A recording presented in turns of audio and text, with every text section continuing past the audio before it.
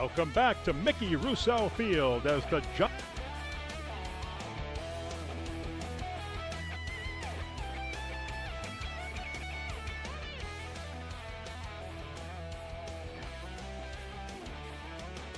almost set for kickoff here at Mickey Rousseau Field.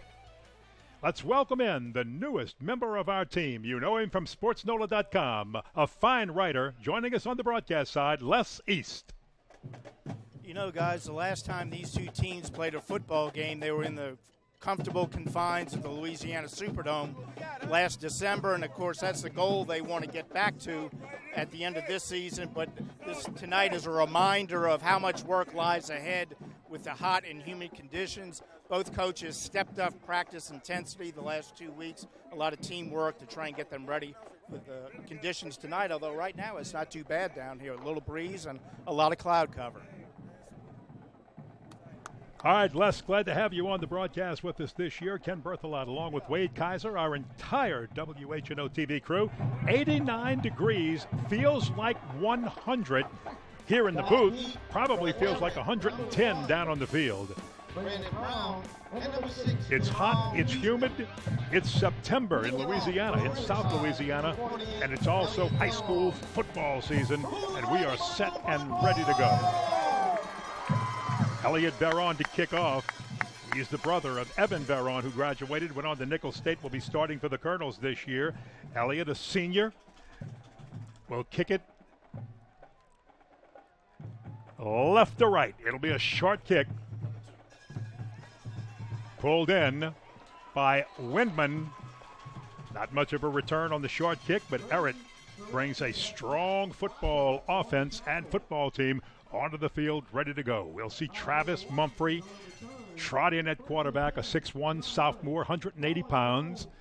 Yeah, there's no Karam Bayham or anybody else, but Travis got some reps, and a lot of them last year. 6'1", 180 the sophomore, as I said, threw 146 times for 981 yards. He threw for 12 touchdowns last year, 5 interceptions. Hey, he's got a lot of playing time, but he's only a sophomore. So we can probably expect Riverside to try to force him into some sophomore mistakes. At the 30-yard line, 1st and 10 for John Ehret.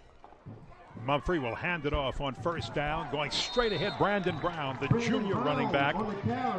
Rushed for 53 yards last week in the victory over Helen Cox in the Jamboree. That was Freddie Means on the tackle right there. He's one of the stud defensive linemen. You'll see him stand up as well as put his hand down on the ground right there on the tackle. Did a nice job stepping up and filling that hole. Gain of 5 to the 35-yard line. 2nd down 5. Look at this. 4 wide receivers up to the top of your screen. Mumphrey will get the play. Just 1 wide receiver split to the left. And that's the way that Mumphrey will look. Throws complete to Houston. Houston breaks a tackle, has some running room, and stepped out of bounds way upfield before he crossed the 50. Stepped out of bounds at the 46-yard line. They chose the one-on-one route down here at the bottom. You see, got a good look right there at Jamal Houston. He has offers from LSU. He's got it from Ole Miss already. This guy is a one-on-one threat all night long. Riverside's going to have a problem with him. They're one-on-one down here with him again. You're looking at the players we're going to keep keeping an eye on, and we'll go back to them after Brandon Brown carries for a few yards up the middle. Here's our offensive players to watch. One of them just ran the football. Brandon Brown, the number 1 running back in a 4-deep running back Ehret backfield. Well, he's a fine running back, but the guy I just talked about, Jamal Houston, who already has offers from LSU, Ole Miss, and is one of the top receivers in the city as a junior. And then there's Wayne Dawson, the big offensive lineman, that does a great job up front, creating running room for Brown as well as protecting for Mumphrey.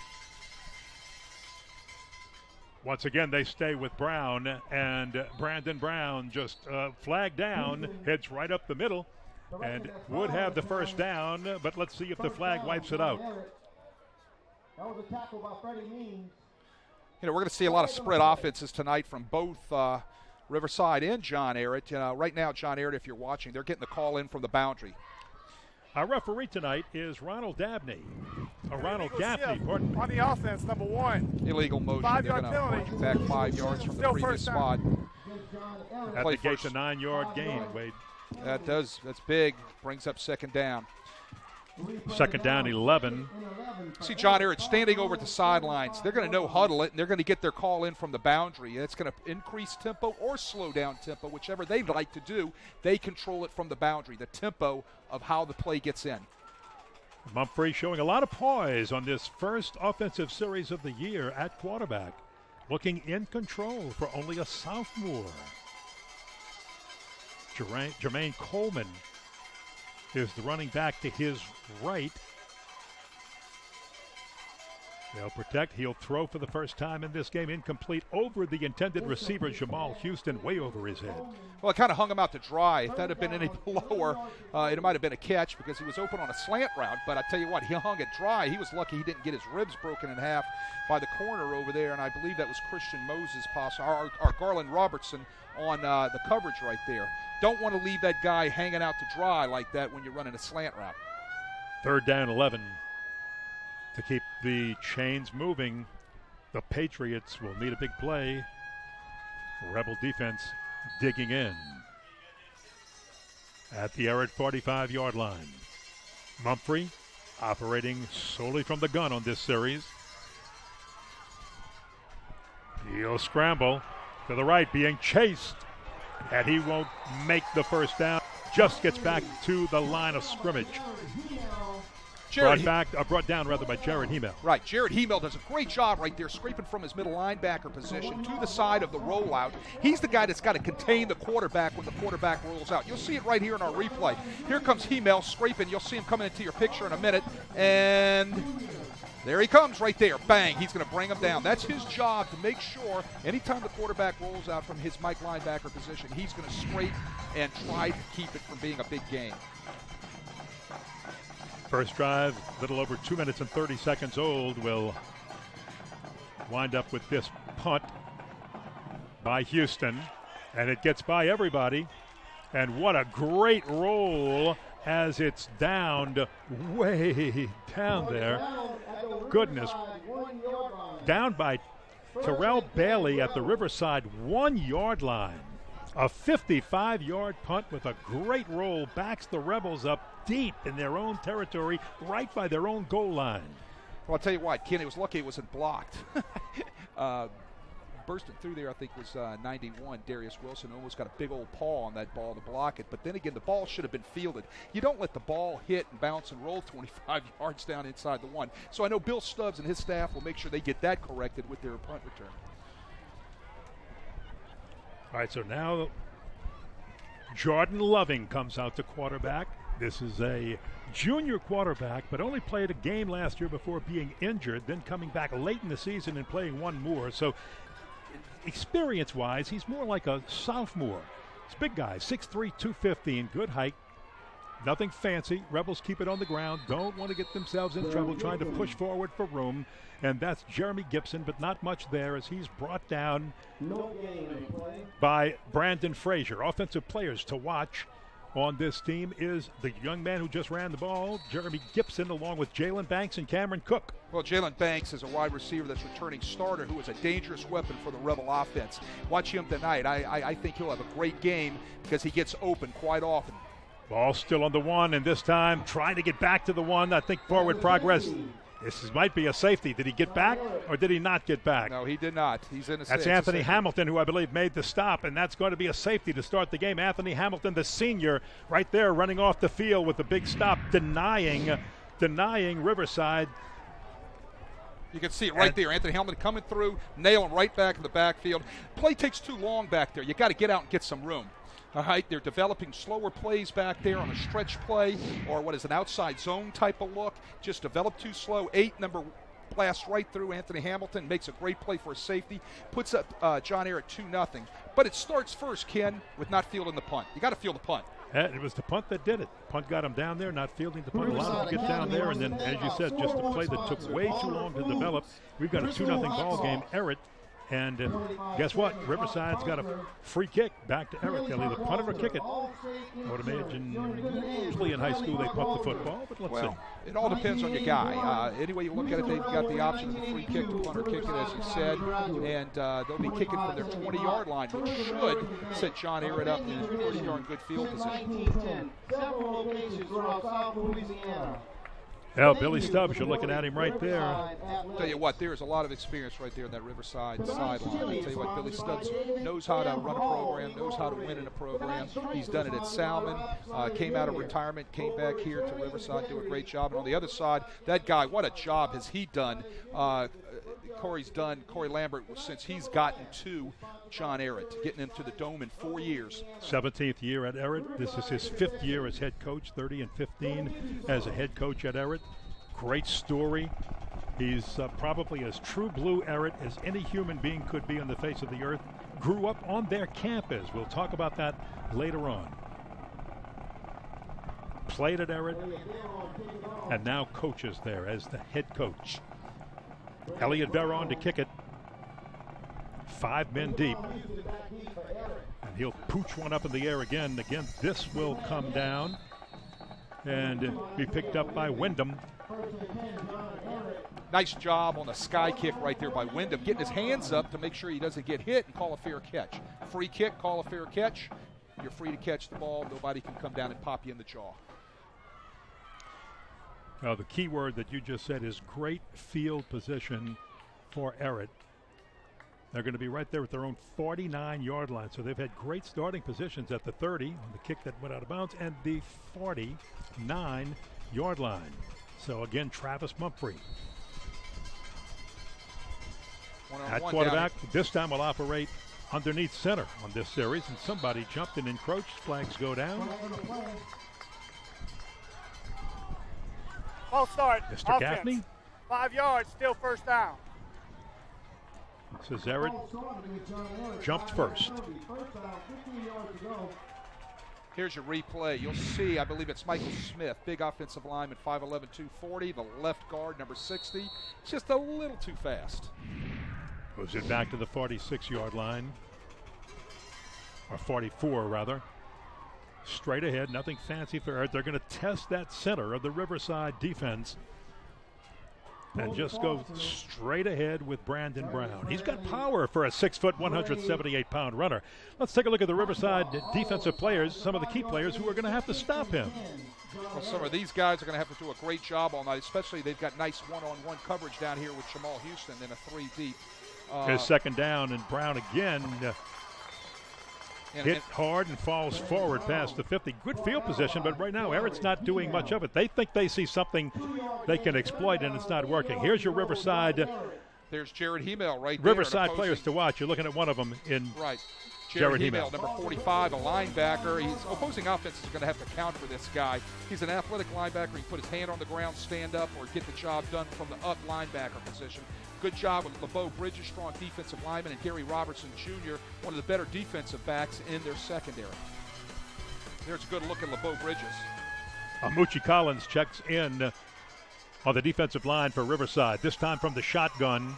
Mumphrey in trouble. Mumphrey trying to break the tackle, cannot. Works his way back to midfield to the 50-yard line. Protection breaks down, Ken. Not enough up front right there. Riverside flushes him from the pocket. Mumphrey had nowhere to go, and he's got to eat the ball, and it's going to bring up 4th and long. LeBeau Bridges on the stop, and that'll bring up a punting situation on 4th and long.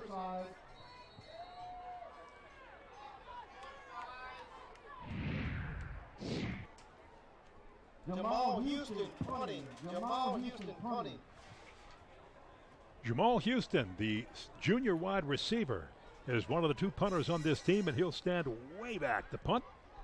A low line drive, end over end, pulled in by Garland Robertson, and he is brought down immediately. Let's take a look at our keys to victory, presented all season by Tachi Insurance in LaPlace. Insurance is not what will happen, but for what could happen. Well, I'll tell you what, John Ehret's got to play mistake-free football, and they've done that so far, except for 2 penalties, puts them in long down and distance situations. Defense must stay on the sideline. They got to get as many 3-and-outs as they can tonight in this hot, humid climate down here in reserve. Riverside, bottom line is they got to stay in control the offensive and defensive line of scrimmage, and they can't give up the big play. They just gave up the big play on the safety for the 2 points. So those are some of the keys to victory tonight for the Patriots and the Rebels. We have played 6 minutes and 36 seconds in the first quarter of the first NBC Bank Prep Showcase. We have a water break, so we'll take one, 2. 2-0. Ehret.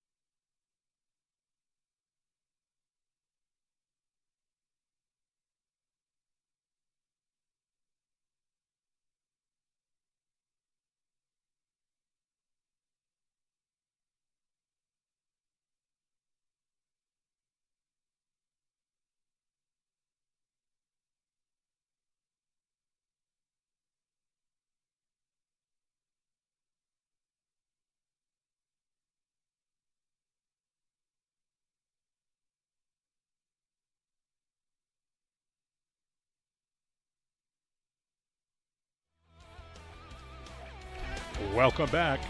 And you're looking at the Riverside defense and defensive coordinator Chris Lashney. Well, Chris does a great job. I tell you what, he's got a great pedigree, comes from a lot of schools. He's coached in the city. He's got to really keep that defense tuned up tonight with all the speed from John Ehret. Riverside starts with a Jeremy Gibson left side run. Gets about 5 on that before being brought down by Darius Campbell. No huddle offense for Riverside, so it's going to put pressure and see how type of shape or what type of conditioning John Ehret's in. Number Jordan Loving, a junior, but really with a sophomore's experience play-wise. Fumble by Gibson, scramble. Fumble on the play. He got right back on it. He got back on it, yes, right, he did. He had it popped out by number 50, Lucian Bambino, a sophomore, 5'11", 180-pound linebacker. Here's another look at it. It's like a little inside zone play. Here comes the pop, whack, ball pops out. He has it high and tight. He's got it in good position right there. Just a helmet on the ball, pops the ball out. Good job getting back on it. There's a good look. Riverside's also doing a check with me offense as they look over at their offensive coordinator, Shane Lauer, on the sideline. Darius Campbell had forced that fumble, and Jordan Loving, with a quarterback sneak, gets the first down. And that's exactly what the Rebels needed. Just a little momentum to move the chains and get something going and to settle down here. Anthony Hamilton on the stop. Well, one of the keys is they've got to control things. And in order to control things, you've got to make sure you control field position, line of scrimmage, time of possession. Move the sticks, stay in front of the sticks. Loving up 10 pounds from his sophomore weight when he was just practicing and mostly standing on the sideline, recouping from injury. This time, nowhere to go in the middle of the line as Ehret closes that door very quickly. Gibson, they're going to stay with him and try to run him. Lucian Babino made the stop, pick number 50. And here's some of the key Ehret defensive players we'll be keeping an eye on in this game. Right, got a couple two-way players there, but the one you really need to look at is number 67, defensive lineman. He's a big man, 6'5", 310, Dwayne Fisher, who's going to be playing two ways tonight. You're going to see him anchor the offensive line and defensive line for the Patriots this season. The other two-way player is Darius Campbell, number 9, the defensive back and also wide receiver. Good with little slant-in catch made by Avanti Cannon.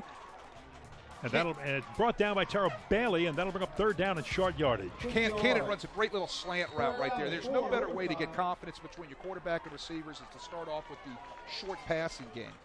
And slant route by Avante Campbell, great protection, gets the ball out, nice reception, nice pickup. 3rd and 4, Rebels need to move the chains. They're going to go right back to that slant, and this time batted down and almost picked off by Terrell Bailey. Terrell Bailey gets his hands on that. It's a walk to 6 right there. They come back to the well the second time off a little rub play out here to the slant side. They're reading the secondary to go to the side that has the less numbers. So Loving decides to choose his right side over here to his wide receiver, and it almost gets picked off. Well, Houston is deep to receive this punt. And the punter will be Tanner Luke. See Tanner for the first time in this game. He is a senior. Low snap. Rushes on. He'll line drive this one away from Houston, and he'll get great roll inside the 20 all the way down to the 17-yard line. A 42-yard punt. We'll take a break. 4 minutes to play in the first quarter. Ehret leads by a safety.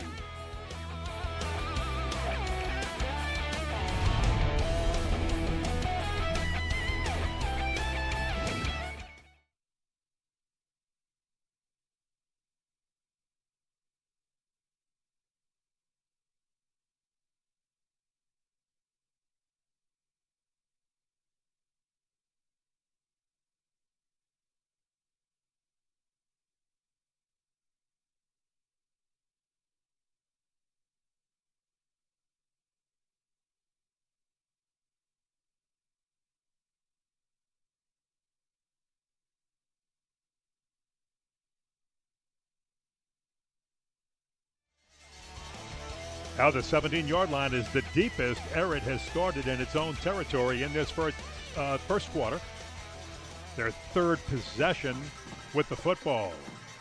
And here's a give to Jermaine Coleman, first time he'll carry in this game. It's been all Brandon Brown, and we also have a new quarterback in.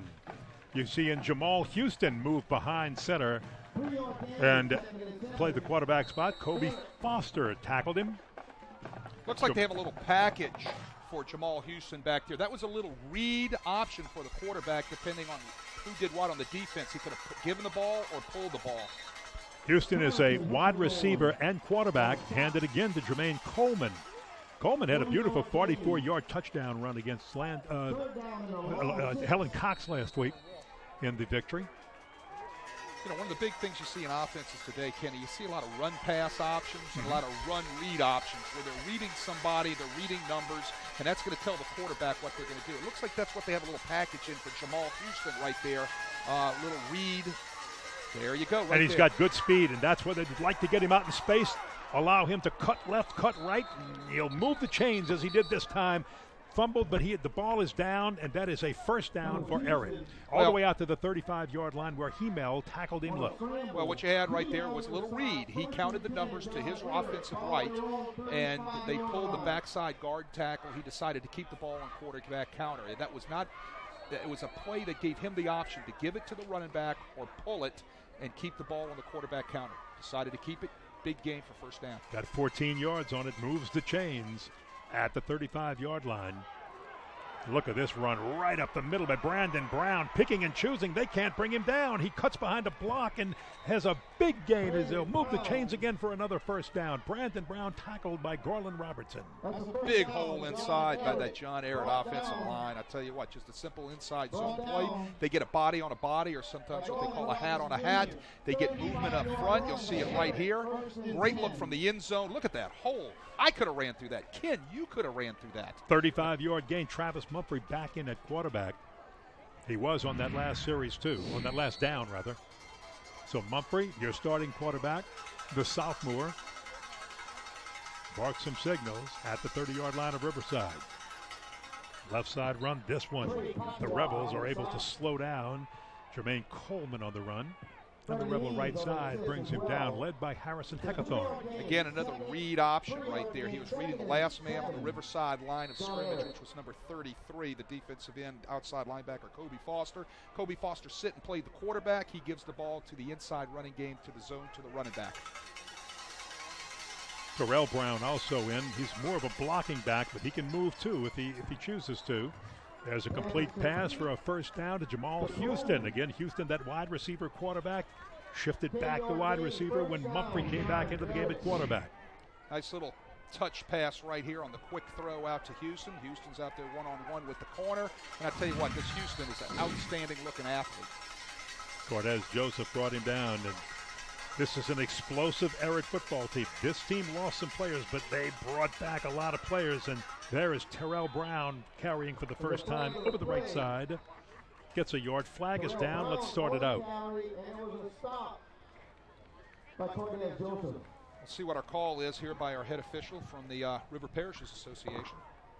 You know, while they talk about it and he makes up his mind, we're talking about two teams that both played in their respective divisions in the Louisiana Superdome for the state championship. 55 white, 10 yards to the spot of the foul.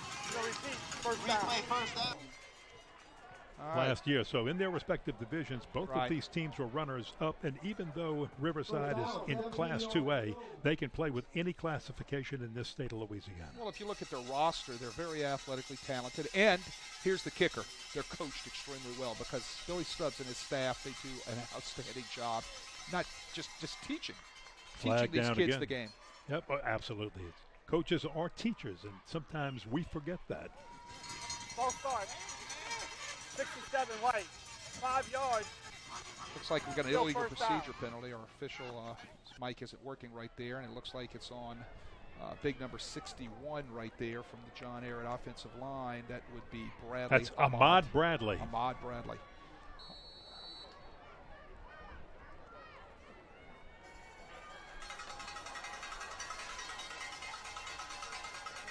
All right, there's Mumphrey's handoff right up the middle, and there won't be much there.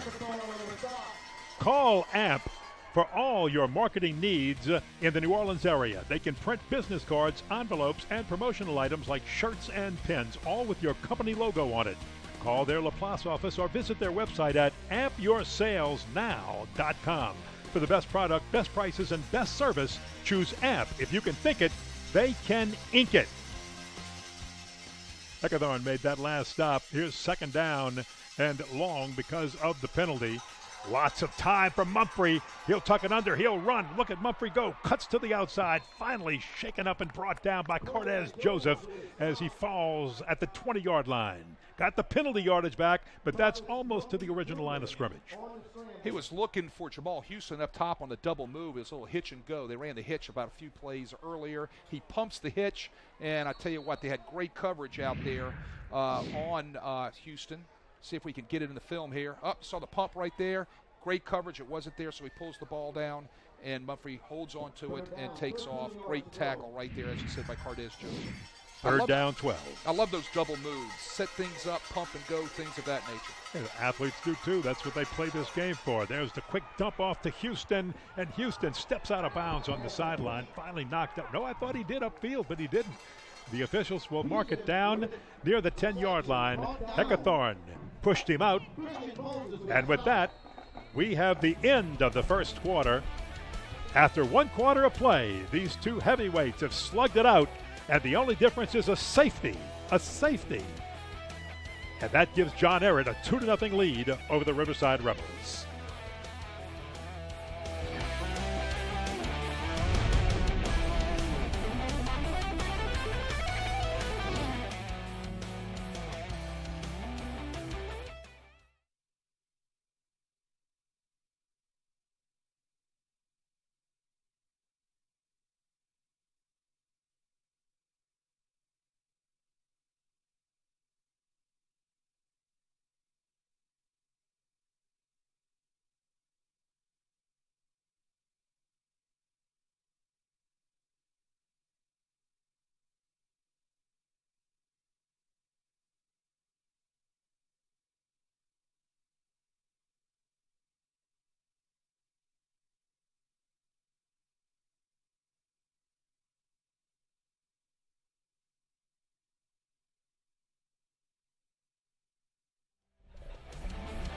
We get ready for the second quarter of play with Ehret leading 2-0.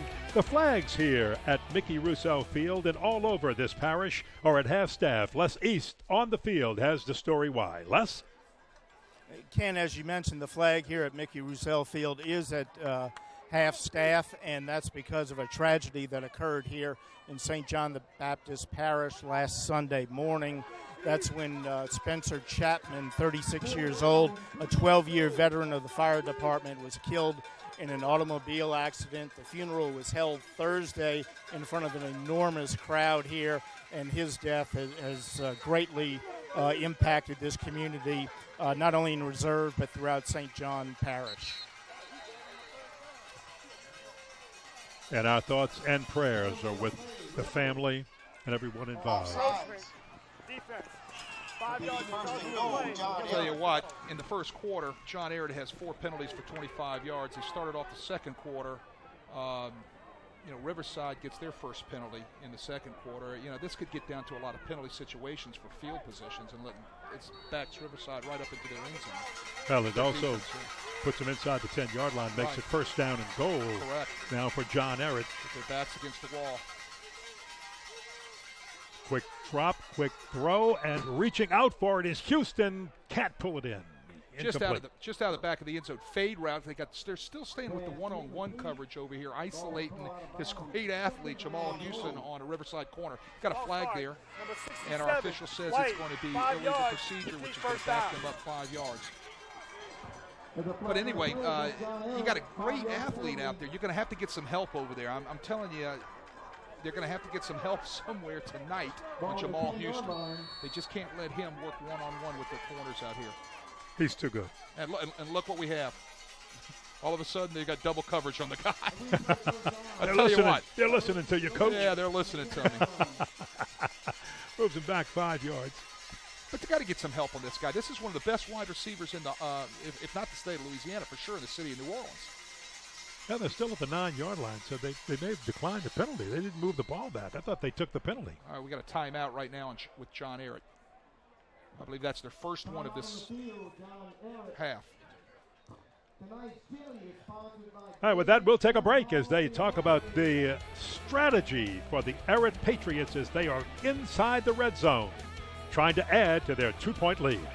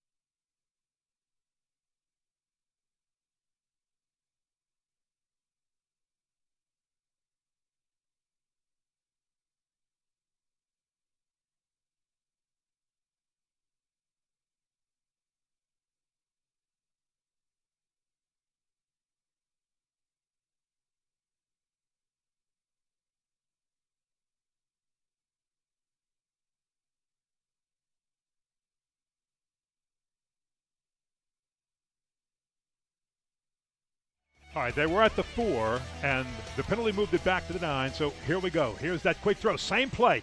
One-on-one coverage. Houston can't hold it. It was a long pass anyway, but they went with man coverage on Houston. Garland Robinson covering, and it's a battle between those two, and Ehret's determined to try to make it work. Tell you what, I love the coverage right there by Garland Robinson. Yes. He gets a good look and lean inside the hands, inside the body of the fine receiver, Houston, and he makes sure he looks back at the right time and knocks the ball out, and Houston would have been out of bounds anyway. Here's a good look at it right here. Fade route, get rid of the ball real quick. Look at the inside position right here that you see from Garland Robinson. Out of bounds on the catch. 4 substitutions come in defensively for Riverside.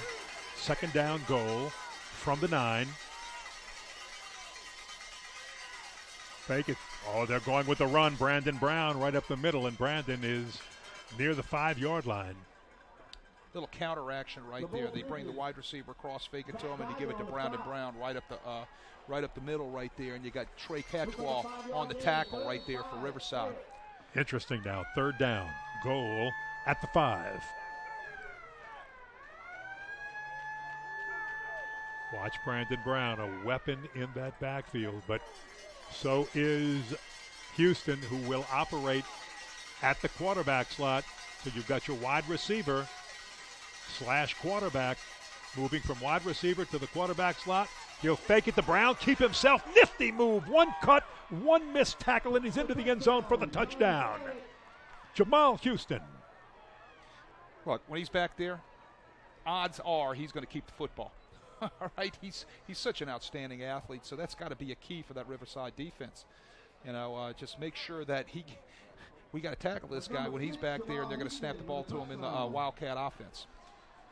Well, the moves that he displayed with not only keeping the ball and heading into the line, but the cut and then the forced miss on the tackle was pretty impressive in itself. This is Estras Quiznos to attempt the extra point, and it is good. Number 61, Take another look at that touchdown, because that was a short, real nice run to look at by the junior wide receiver quarterback, Jamal Houston. From the end zone, he fakes twice right there, and look at this move. That's the move. Right there into the end zone. I tell you what, it's a little counter crisscross play in the backfield, and Jamal Houston keeps the ball right at the center, puts a move on somebody. Beautiful move. 9-0. Let's go downstairs, field level, with Les East and a special guest. Yeah, guys, one of our sponsors for tonight is AMP Promotions and Marketing. I'm here with the owner, Wayne Vicknair. Wayne, tell us a little bit about your business. At Advanced Marketing and Promotions, we are a full-service marketing company. We do everything from promotional products, pens, pencils, cups, koozies, those kind of things, but we're also a full-service print shop. So we can print anything from envelopes, letterheads, business cards, everything right there in Laplace. We cover all of the New Orleans area, Baton Rouge, Laplace, that whole area. And why is it important to y'all to be involved with high school athletics? Well, I mean, I'm a high school graduate of Riverside, and my daughter and my son both go to Riverside. My daughter's in the dance team, Southern Sweethearts, and my son's in the Rebel Band. So high school athletics is important because they're also involved in the entire process. Okay. Thanks, Wayne Vicknair. Thank Back to you guys. Thanks, Les. That touchdown drive by Ehret was an 11-play, 83-yard drive. Took 7 minutes and 57 seconds. Time of possession is going to be heavily in favor of the John Ehret Patriots in this first quarter and first minute of the second quarter. This one a deep kick and returned nicely by Jeremy Gibson all the way out to the 40-yard line, near the 40-yard line. It'll be marked at the 38. He gets dragged down at the last second. He might have gone. Nice job on the return, set up right there by Riverside. Gives Gibson a nice pop right up the center of the return. Well, for the Riverside offense, it's been the Jeremy Gibson show. They've used him at a running back. They've used him on returns, and he's close to breaking one.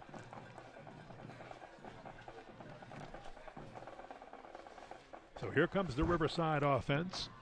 Keep your eye on number 1. You saw him running. He's a speedy wide receiver, Cash Foley, along with Jalen Banks. It's a very strong pair of receivers, and you're looking at total yards right there, 118, which is 100 more than Riverside's had so far. Here's a pass caught by Hardell Mack, and Mack will move the chains with a first down catch of 12 yards.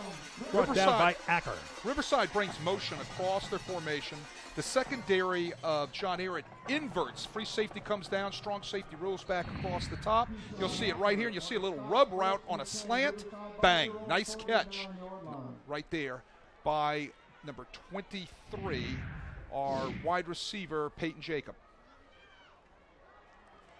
Here's the inside toss. His Banks, his first catch of the game, and he's struggled down after a 2-yard gain.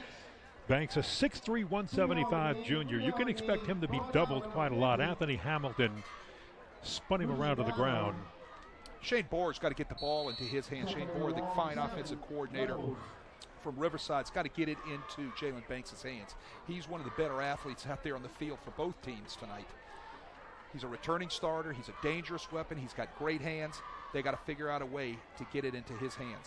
And you saw Jordan Loving figure out a way to engineer this drive. He's got room. Can he break the tackle? No, but he'll get 2 yards out of it before being tackled by Brandon Duty and Anthony Hamilton.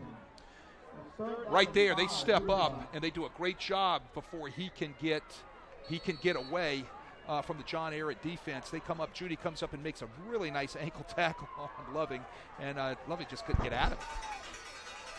3rd down 5, so it's a big 3rd down because Riverside's got to move these chains, but the wide receiver Jalen Banks is overthrown, incomplete. Campbell covering. Yeah, on the coverage right there was Darius Campbell. Very nice job on the out route. Didn't get pushed off. What you might see later on that is a little double move out and up. With Darius with such tight coverage, they're going to have to loosen up the receiver a little bit, so they'll nod the out and they'll break the up, give us a double move out there later. Look for that to come somewhere soon. Campbell's one of those two-way players. Plays on the wide receiver side offensively, defensive back when the Patriots are on D. Veron to punt. Boy, last year when we did the game, we talked about his older brother quite a bit. Actually, that was Luke on the punt. He gets a high one before he takes a bounce and goes out of bounds. So he punted Riverside out of a hold. Oh, it's a field position game, and what a great punt off a little rugby kick right there by kind of Luke. By the Riverside punter Luke. And I tell you what, puts him out of bounds at the 4, and it backs backs John Ehret right up against their goal line. 50-yard punt. If you're injured on Friday, the Ochsner Sports Medicine Institute is open on both the North and South Shore for Saturday morning clinic. Ochsner Sports Medicine, the region's most comprehensive sports medicine services.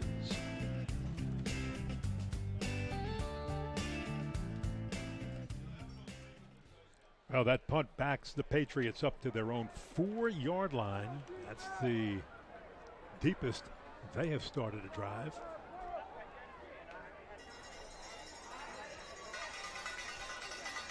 First and 10, and this is Mumphrey at quarterback. Mumphrey will hand off. Brown will take it around the right side and finds a hole. And he moves the chains after gaining 12 yards. That's what you got to do. You got to get a little breathing room down there. You're going to see a nice job coming from our end zone shot there. And he looks inside, not there. He bounces back outside, finds some running room, and gets them a little breathing room. Hemel had him down low, but just couldn't hold on. He was able to break the tackle, and once again, it's Hemel making the stop this time. But Brown's just finding a way to pick up valuable real estate yards. As a matter of fact, he's moved the chains twice on 2 runs. Inside zone play both times. What he does is he gets his shoulder pads parallel to the line of scrimmage real fast, and that's a good trait of a really good running back, running downhill.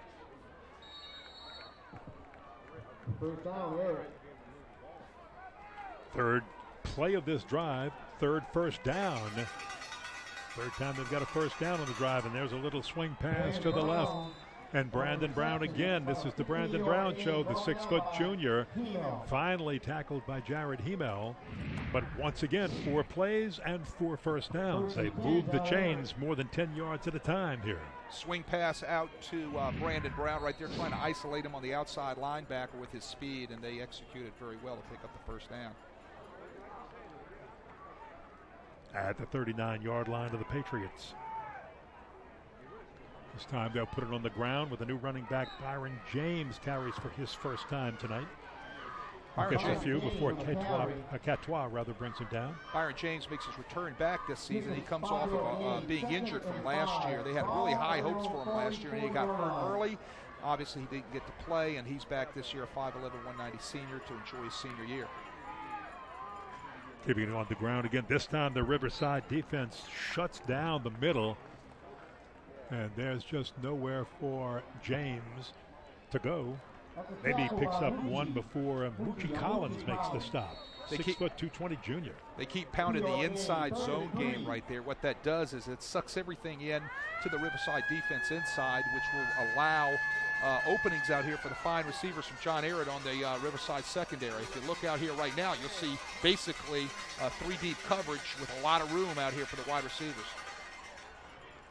Run up the middle by Brandon Brown again, and it'll take a gang tackle to stop him, but he gets enough for the first down at midfield, and the chains move one more time for the Patriots on this drive. Inside zone right there. Nice lead block leading up inside. It was number 4, Jermaine Coleman, a 5'11", 195-pound running back right there that they had in the 2-back backfield leading up in there as the fullback on the zone ISO. Mumphrey, he'll throw long. He's going to take a shot downfield, and it's batted away beautifully. Almost right back into the hands of the receiver, but it's finally knocked down. That's Hardell Mack with the knockdown. Well, tell you what, here's your replay. You're going to see Houston get inside position on Hardell Mack. Hardell Mack does everything he can at the last second. He had no help from the inside. So I'm telling you right now, he was actually in the wrong position. He needed to be on the inside of that ball right there. He would have been on the outside if he would have had some inside help. Either the inside help got there late. Tell you what, Hardell Mack was real lucky. Good job breaking it up with his hands. Well, they try the right side this time. Brandon Brown, nowhere to go. Driven back this time, and you can see Harrison Heckathorn trying to beg for a little crowd support. Let's get this team fired up. Returning starter Harrison Hackathorn had a great season last year as a junior. Comes back as one of their top defensive players this year.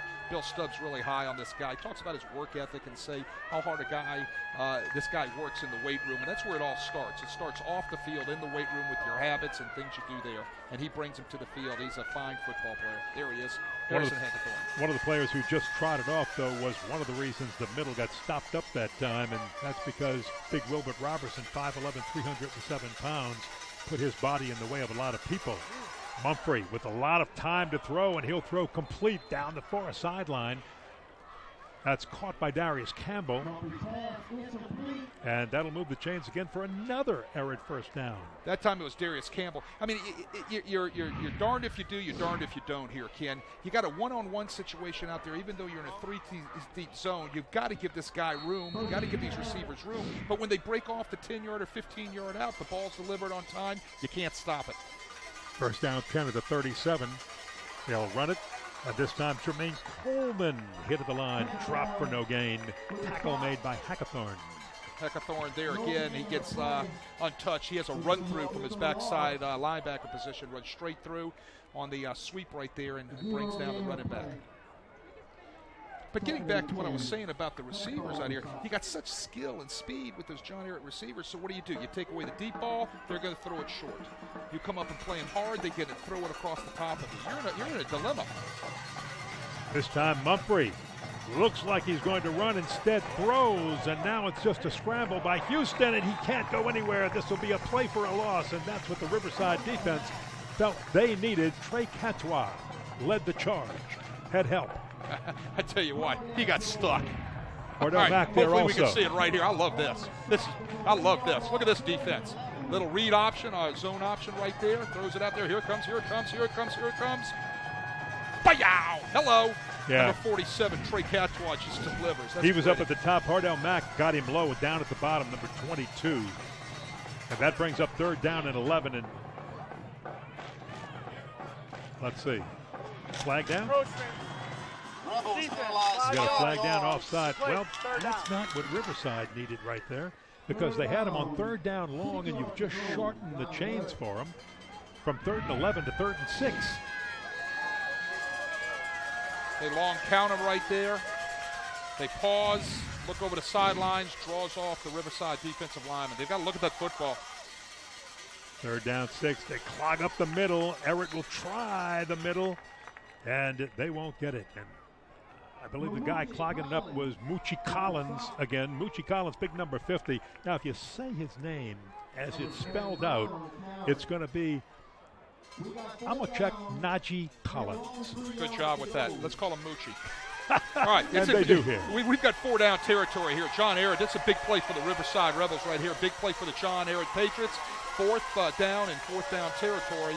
And this could be one of the big plays of the first half. 4:32 to play in this first half.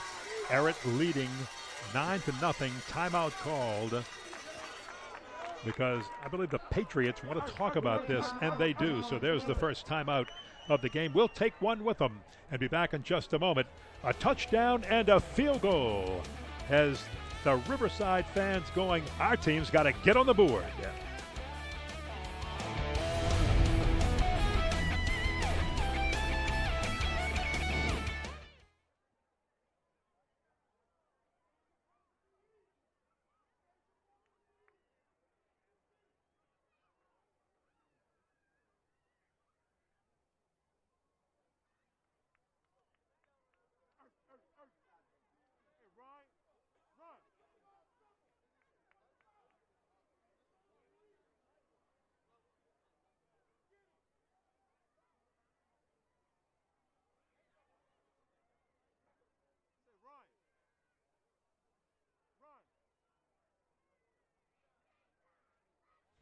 Time now for Traditions, presented by Joseph A. Bank, the new tradition since 1905, with locations downtown in Metairie and in Mandeville.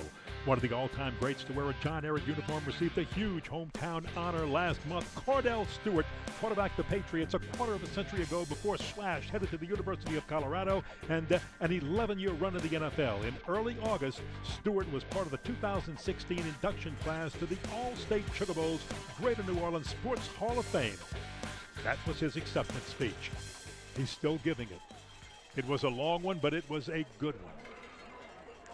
And he was a great one. Will always be known for the miracle at Michigan, the touchdown toss that silenced 101,000 in the big house. All right, here we go. Fourth down, flag down. It was 4th and 4. Let's see what Ronald Gaffney says on this one. I think Riverside might have lined up in the neutral zone. On the defense, Yes, they did. simulating the snap. Last 5 yards. 5 yards. Offside. That gives Ehret the first down. Currently, this drive has been a 12-play, 66-yard drive. It's taken up 4 minutes and 55 seconds on the clock. So this will be the 13th play of the drive coming up. All right, well, okay, here we go. Let me step back to this penalty for a second because it's got Bill Stubbs really kind of ticked off right here. He's out there having call a timeout to talk to him. The official gave a delay of game penalty signal, and I'm wondering if he had the signal crossed within an offsides signal. So I guess that's getting explained right now to Bill Stubbs. More on the Cordell Stewart story while the teams talk it over. Here's Les East.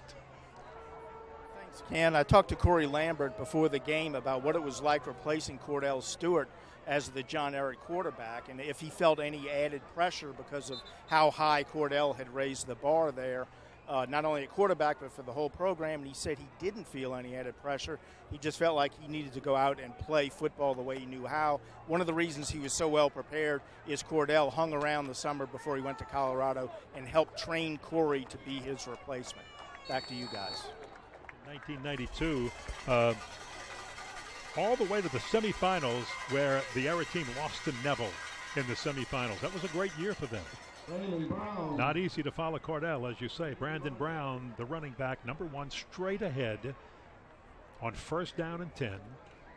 Gets the ball inside the 25-yard line for a 5-yard gain. LeBeau Bridges led the charge for Riverside. Now it's second down. 5. There you see Corey Lambert setting up his offense. They have so many weapons.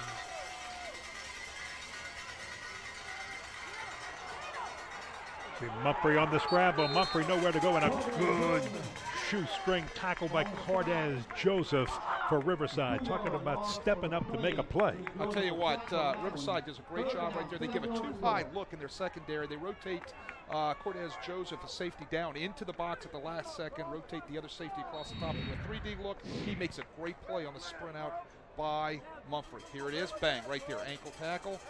Big play right there. Third down, 8 to go. Mumphrey at quarterback will hand it off. Straight ahead by Brandon Brown, and he gets some of it back, but fourth down. Now remember, Ehret can make a first down. All they need is fourth. They need about 3, a long 3 on fourth down. They don't have to go for all of it. They just need to move the chains, and this drive started back at their own 4-yard line. It's been now 15 plays, Wade. Well, the control and time of possession is what they're doing, and that's pretty important. That's one of the keys Riverside needed to do, and it's kind of turned out the other way around.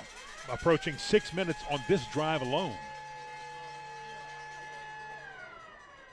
And, Riverside's got an explosive offense, too, so one of the great ways to defense Riverside is do exactly what Ehret's doing. Eat a lot of clock, control time of possession, and keep Jordan Loving and his big guns off the field. Timeout, John Ehret. John Ehret takes their last timeout of the half right there to talk it over. I don't think John Ehret's got a kicker that can that could kick this from that standpoint. So they're definitely 4-down territory for this 4th and 4. What they're going to want to do is get their people in the right spot here so they can make a play. Don't be surprised. Don't be surprised if you come out and you see Jamal Houston back at the Wildcat for them. Also, don't be surprised if you watch Dwayne Fisher, your right tackle, and watch if they put in number 79, Deshaun Rayford, on the right side.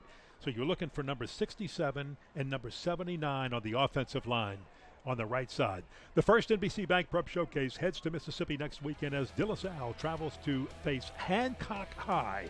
Watch it live Friday night at SportsNOLA.com and catch the tape-delayed broadcast on WHNO next Saturday at noon. That's De La Salle and Hancock next week on the first NBC Bank Prep Showcase. You know who the most famous Hancock alumnus is? Number 4. You bet, number 4, Brett Favre. Hope he's at the game. All right, here we go. 4th down, 4. Watch the run over the right side. Drop the snap. And Mumphrey has got to just pick it up. That's Jamal Houston. Pardon me, not Mumphrey. Jamal Houston was back there. Flags all over the place, though. This one might be coming back. Well, I told you to watch for Jamal Houston moving back to the Wildcat. He was there. He drops the snap, picks it up, makes an athletic play, but we've got flags all over the place. Let's see what's going to happen. You also have Jamal Houston hurt. He is down right now, slow to get up. I think it's a cramp. And that's what it looks like. He's suffering with it at about the 20-yard line on the far side. Billy Stubbs wants to know what Ronald Gaffney's going to call. All right, they've got 2 penalties on here. They should be offsetting. I think it's a defensive holding on Riverside and a motion on John Ehret, so they should replay this down. We have holding there it is. On the offense. That penalty could be enforced in the spot of the foul. So they're going to take their and we're going to replay 4th down.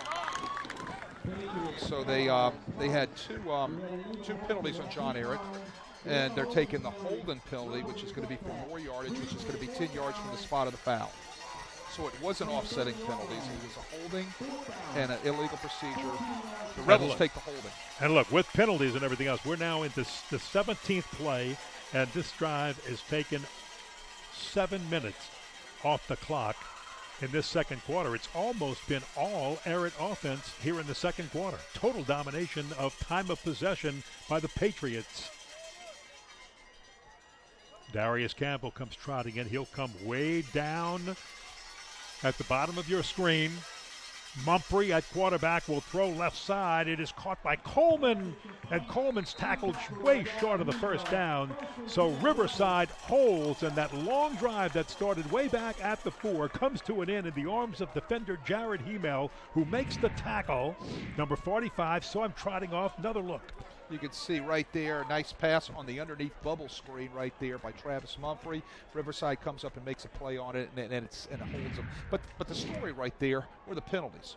Okay, he had that huge penalty right there on John Ehret to back them up for a long 4th down, and then you had a penalty earlier by Riverside, which was a kind of a confusion that set up a 1st and 10 for John Ehret on that drive. So the time of possession was huge right there for John Ehret on that particular possession. Ehret headed for 7 minutes and 34 seconds, close to 17 plays. I'll check that in just a moment. Here goes Jeremy Gibson. He's rested. He's got a full head of steam and a big gain past the 50 down to the 42-yard line before Lorenzo White can stop him. Little draw action right there. They fake a pass out to the wide receivers out there, and they hand it right there to Jeremy Gibson. He pops it right up the center. I'll tell you, I like the way this guy runs. Look how high and tight he holds that football. They're trying to strip it out of there, and they can't get it out. 32-yard gain by Jeremy Gibson. Here's Jordan Loving, has a man, throws to the right side. It is caught short of the first down, but a nice pitch and catch to a body cannon. Riverside has 2 timeouts left. So they got plenty of time to get themselves into some sort of position for either a field goal or take a shot at that end zone. It always works better when you're on your side of the opposite side of your 50, on their side. 1:05 to play in the first half. Here's the inside screen to Jalen Banks, and Banks is brought down, but the clock keeps moving. We are now under 1 minute to play. With the first down, they'll stop the clock to move the chains. 59 seconds to play in the first half. A 9-point lead by Ehret, but Riverside is driving down the field with a vengeance. Jordan Loving from the gun. will screen one out. Right side, Gibson has room. Gibson has the first down. Gibson has more. Gibson gets out of bounds near the goal line. He is so close, inside the 5-yard line. Jeremy Gibson with a big run before being knocked out of bounds by Keyshawn Acker. Everybody gets ran off. Nobody accounts for the back out of the backfield on the swing pass. That gives Gibson a lot of room all the way down to inside the 5-yard line for the Rebels. I tell you what, that's a bust in the secondary for John Ehret. 27-yard gain by Gibson. And now the Riverside Rebels are threatening with 45 seconds to play. Loving under center. He will hand off to Gibson again over the left side, pushes with his head down, gets down to the 1-yard line, but does not get into the goal line, or into the end zone, rather, across the goal line. Riverside goes double tight and heavy. They bring 3 backs in, loaded backfield, in the backfield in a straight eye, and they give it to Gibson. Into the game for Gibson now is number 2. Chanot, to give him a little bit of break. Let's see if Chanot gets it. No. This time, Loving will keep it, pushes straight ahead, and it is a touchdown for Riverside. With 17 seconds to play in the first half, the Rebels have come back to put points on the board and trail by 3, extra point coming up. It all gets set up by the flare out of the backfield, hitting Jeremy Gibson on the little flare out of the backfield. He gets down inside the 5-yard line. You go back to that, I tell you what, there had to be a bust in the secondary by John Ehret. Nobody around, running back wide open in the flats. Tanner Luke will attempt the point after the 6'1 senior. He kicks it up, and it is good. And with 17 seconds to play, Riverside's on the board, and the only difference in this ball game is an early safety by the Ehret defense, which has allowed them to take a 9-7 lead. What a ball game. 6 plays, 76 yards, 1 minute and 30 seconds after that long drive by Ehret that resulted in no points. And it started way back at their 4 and went 7 minutes and 34 seconds. But penalties cost the Patriots dearly. Huge confidence builder right there for Riverside. They take it down there, and they get the long run on the first play of the drive right here. You can see it from Jeremy Gibson. That's the name of this drive, the Jeremy Gibson drive. Big, huge run right there. And then you're going to see, hopefully we get the replay of the swing pass to Jeremy Gibson in another couple of plays, and he gets down inside the 5. He was the workhorse on that play.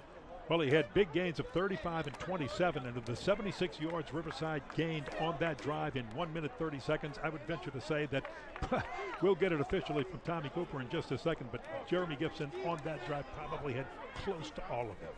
Well, it was the Jeremy Gibson drive, but let's give a little credit to those guys up front on that offensive line. Boudreaux, Bro, Bernard, Cook, Ciano. That offensive line from Riverside did a great job on that first play to pop him straight up the middle. 17 seconds to play. You don't want to run back, so do you sky kick this one again? Well, they're going to leave it. They're going to keep it out of the hands of the guys deep. They're either sky kick it or squirt it on the ground. Well, the sky kicker is about to kick it. Elliot Barron, he's the sky kicker, up high, very short. This one is up high. It is going to come down a little deeper than he wanted to because you've got a return on this one, and you've got dangerous returners, but Riverside sealed off that right side of the field, and that's going to run the clock down to 11 seconds. If you're interested in purchasing a DVD copy of today's game, send an email to prep, at sportsnola.com, or call our offices at 504-681-0120 during normal business hours. You'll receive a reply with more information on purchasing DVDs of tonight's thriller. And it's been a good one. Jamal Houston is... He's the one who returned the kick. That's the guy I want to kick to. Yeah, that's not the guy you want to kick to, but they did. He right. He got his hands on it. Mumphrey at quarterback. Ehret, if they can bust one, fine. If not, they're just going to let this clock run out, and they might. Look at Brown. Finds a big hole across midfield to the 45-yard line of Riverside, and that'll stop the clock with 2 seconds. Well, let me tell you what that does right there, all right? That sets a flow to the end zone, okay? You know, Riverside needed to make a stop right there. They popped that thing, and now they got a shot at throwing to the end zone here. But they got to get the snap off very quickly. Ehret does not have any timeouts showing. They didn't get it off. And they didn't get it off in time. See, again, with no timeouts and 2 seconds on the clock, as soon as that whistle blows, you've got to snap that football, and they didn't. So with that, the first half is over. 9-7, a 2-point lead by John Ehret over Riverside. It's been a great one from here in Reserve, Louisiana at Mickey Roussel Field. Back with our halftime show right after this.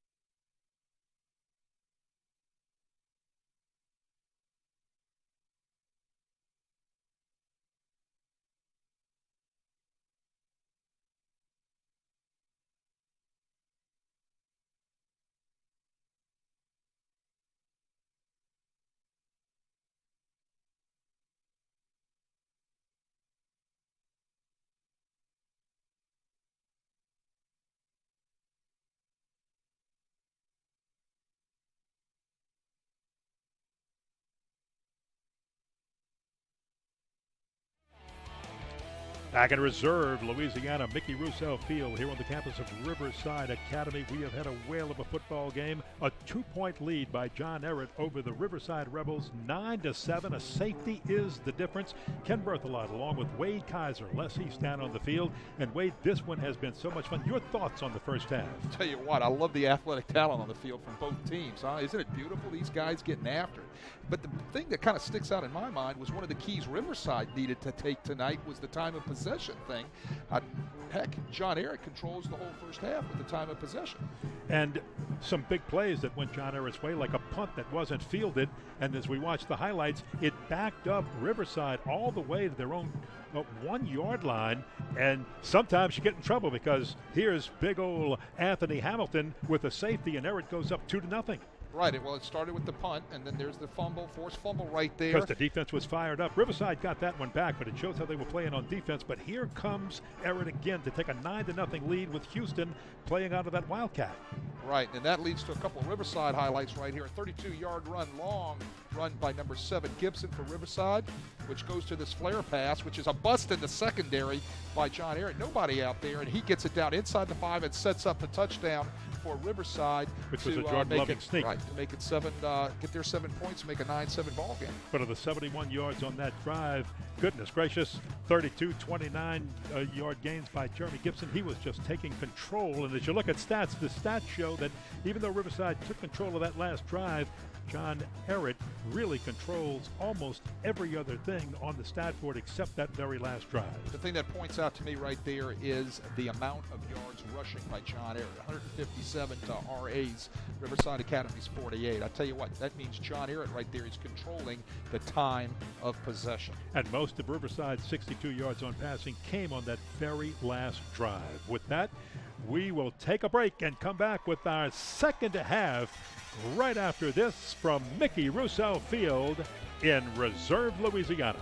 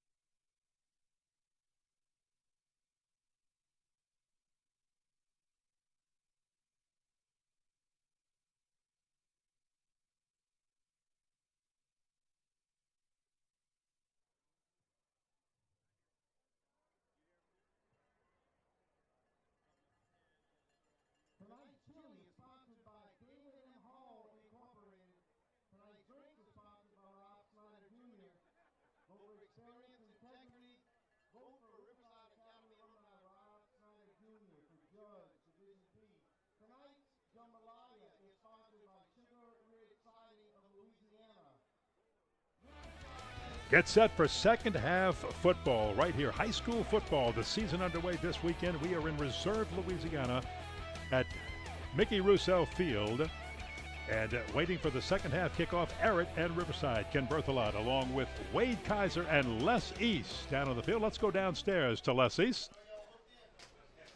Okay, guys, both coaches felt like their players were feeling a little bit of opening night jitters in the first half. They think that'll probably go away in the second half. As far as Corey Lambert with John Ehret, he was disappointed with the penalties that stalled that drive at the end of the first half. Thought they could have had a better grip on this game if they hadn't done that. Bill Stubbs on the other side felt better after making some defensive adjustments. He said the fits weren't quite right.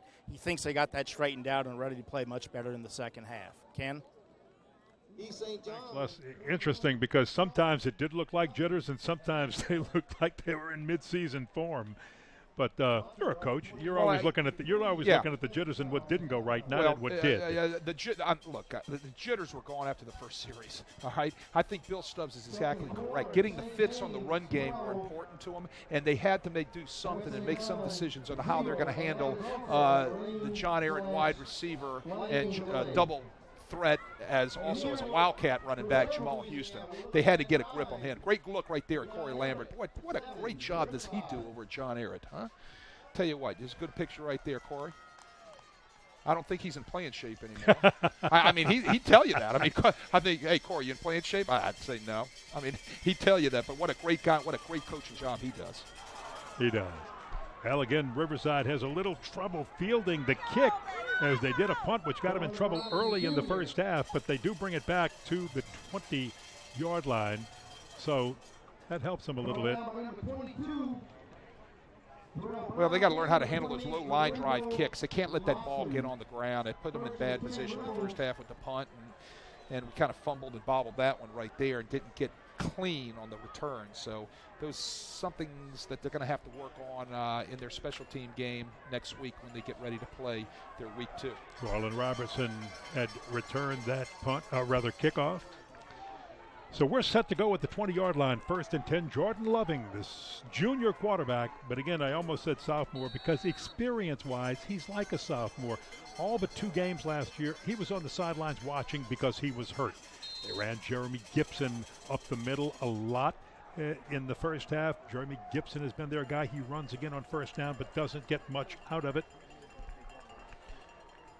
I'll tell you why, they run the inside zone right there. Number 43, Brandon Frazier, does a nice job stuffing it up inside right there and making a tackle on Jeremy Gibson.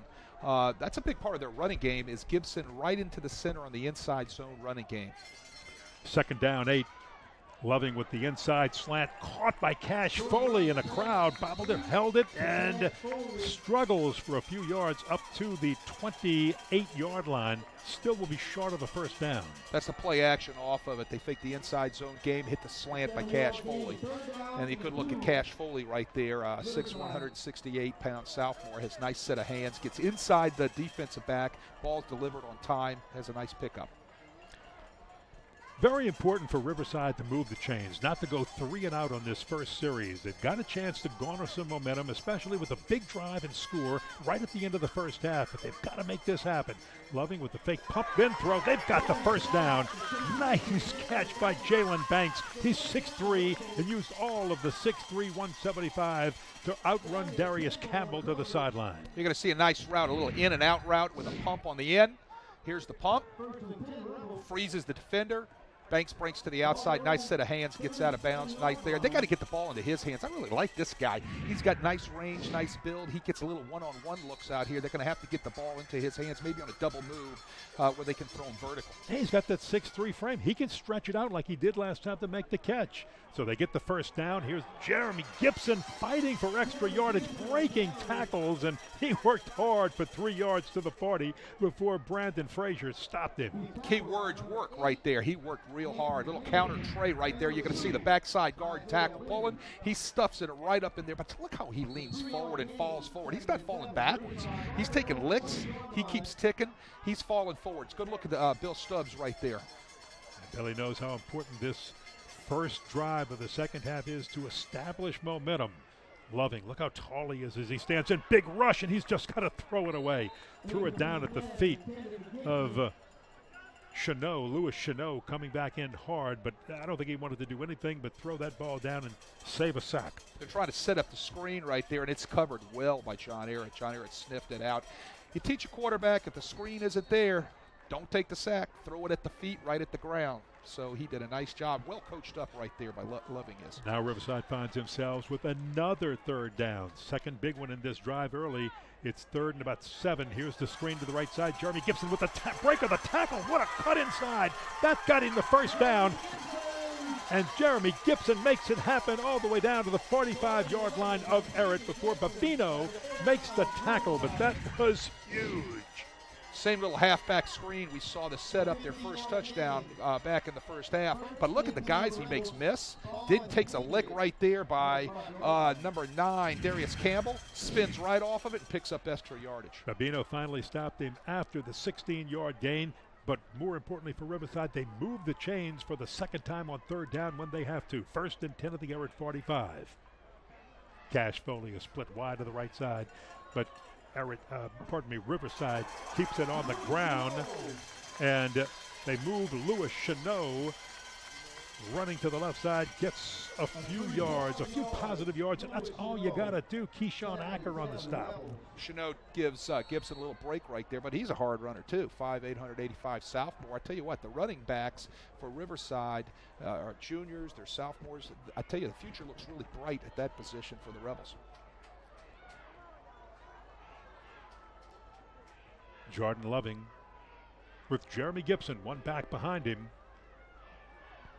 He's going to take the shot long down the left sideline, just off the outstretched fingertips of Jalen Banks. I tell you what, there it was. I was calling it. I said sooner or later you're going to have a double move on the guy. So there was the out and the up with the pump off of it. He had a step on the defensive back. Here's the pump. Tell you what, I think the ball is very well thrown, just off the fingertips. He's got to make that play. I tell you what, right there. The defensive back, Darius Campbell, did a nice job riding him into the boundary. Now remember, Campbell is one of those two-way players, so he might be a little tired in that heat. He may be just a half step short, so you might see them pick on him a little bit. Riverside might pick on him a little bit in this half. Jordan Loving with the play fake, and now the toss long down the over the middle. Avante Cannon almost had it right through his hands, guarded by Isaiah Windman with good coverage. You want to know what that route's called? It's called a sluggo. You'll see it right here. He pumps the slant, and then there's the go. You don't get to see much of it right till the end, but it hits Avante Cannon right in the hands. 6'3", 210. He's going off to the other side of the bench right now because he's getting talked to by his wide receiver coach. And I know what he's telling him. Share it with us. Oh no, you can't. I can't say it. I can't say it on live on television. So. Well, that was a big 3rd down play, and it didn't work. So, Elliot Barron. This is Luke again in the punt away. This one gets away and then is finally saved by Ehret. And with that, we will take a break. Ehret Patriots hold Riverside's first drive and take over the football with a 2-point lead, 8:34 to play in the 3rd. Back in a minute.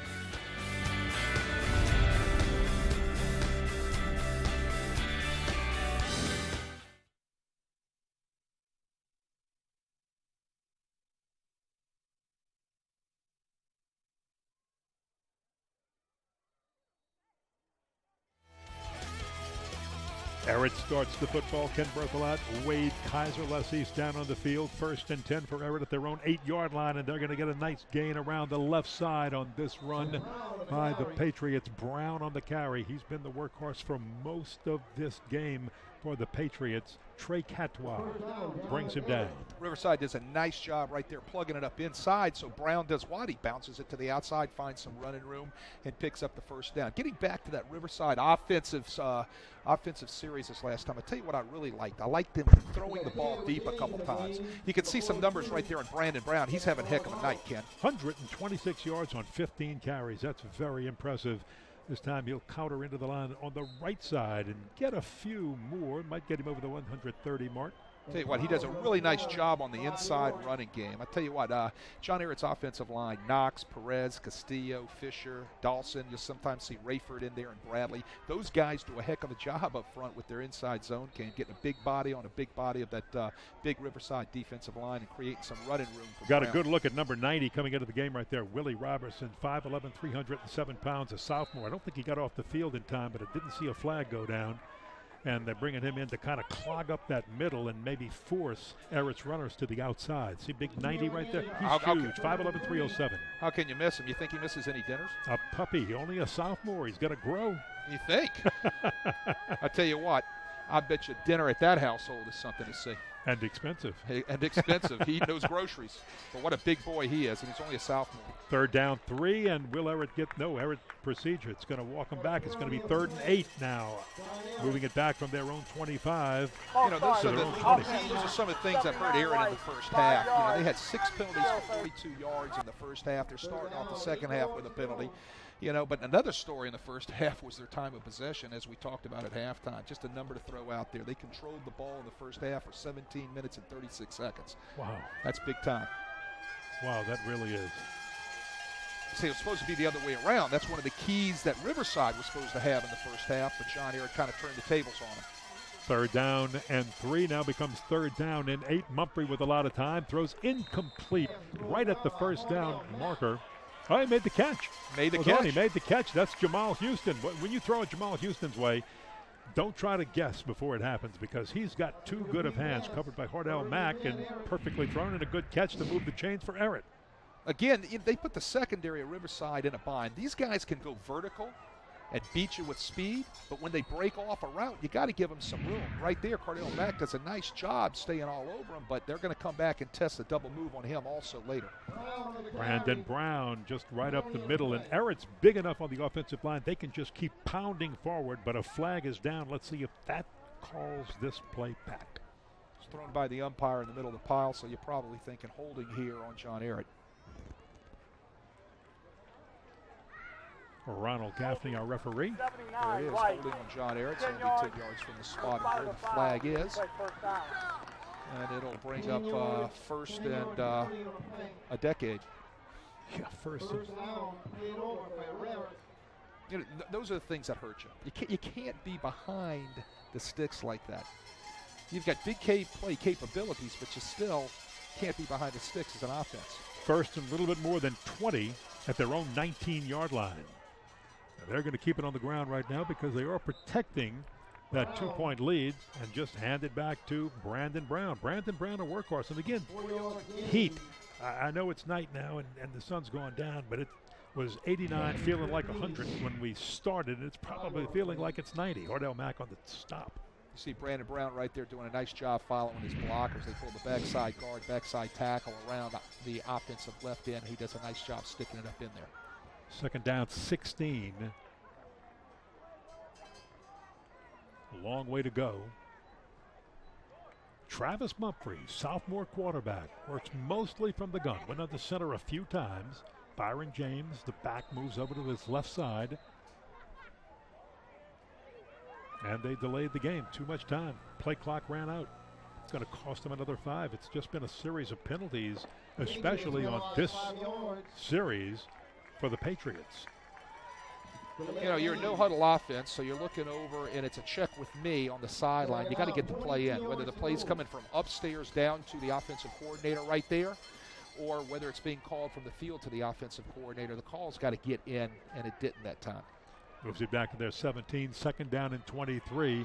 Byron James with his 2nd carry of the ball game gets a little bit of the yardage back. He's across the 25 up to the 26 into the hands of Christian Moses for the tackle. Looking for some running room on the John Ehret right side, trying to run a sweep out there, and Riverside does a nice job pursuing and getting to the ball and making a nice play. Brings up a 3rd and long, again still behind the sticks. Again, Mumphrey, even though he's a sophomore quarterback, threw for 981 yards, threw 146 passes last year, so he's got a lot of playing time. They're going to just let Byron James rest Brandon Brown, let him catch his breath and get his legs back in this hot weather. Freddie Means with the tackle way short of the first down, and Ehret will have to punt the football away, looking at 4th and 8. Freddie Means was there, so was Jared Hemel. I see Jared Hemel getting it up, holding his calf a little bit, so the heat could be taking a little effect on both sides with a few cramps here. I mean, when I'm telling you, it's hot tonight and it's sticky. It is Louisiana in September. Colin Robertson back to receive the punt. Someone maybe got a hand on that. I think somebody got a tip on that, but the punt does roll away inside the 50 down to the 44-yard line. Riverside fans see their Rebels trailing by 2.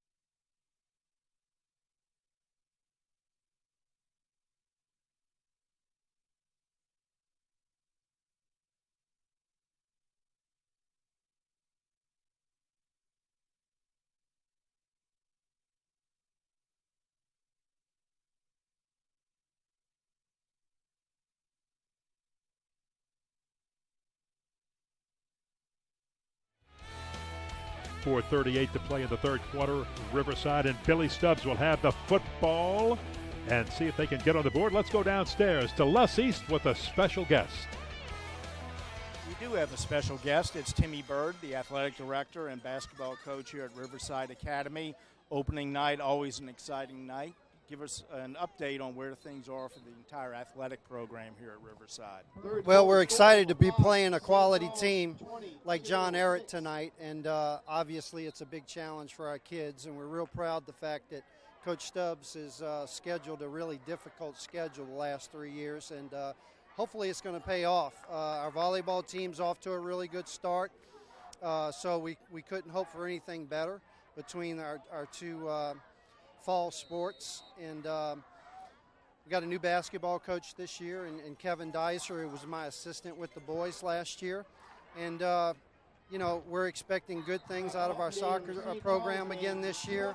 Our track program's doing really well, and our softball and baseball program had really good years last year. Expecting great things out of them this year. So the secret and the key is we got great coaches, and then the second thing is we got great kids that buy into our coach's philosophy. And it is a little bit early to look ahead, but baseball season was about as memorable as football season last year. Yeah, we were right there. We were runner-up in football, basketball, and baseball this year. So, you know, we just need to go one step further, and hopefully this year will be the charm for both of them. Now, opening night for football season is a big deal everywhere in Louisiana. But you have a huge crowd here tonight, very enthusiastic, and a really good ball game for the first time out of the gate. Well, you got two teams that were in the Dome last year in 5A and 2A. We do have a nice crowd here. Given the fact that it's so muggy and so hot, today was off the charts here in Reserve how hot it was. So we're pleased with the crowd, standing room only. And, you know, when you bring in quality opponents, people are going to come watch.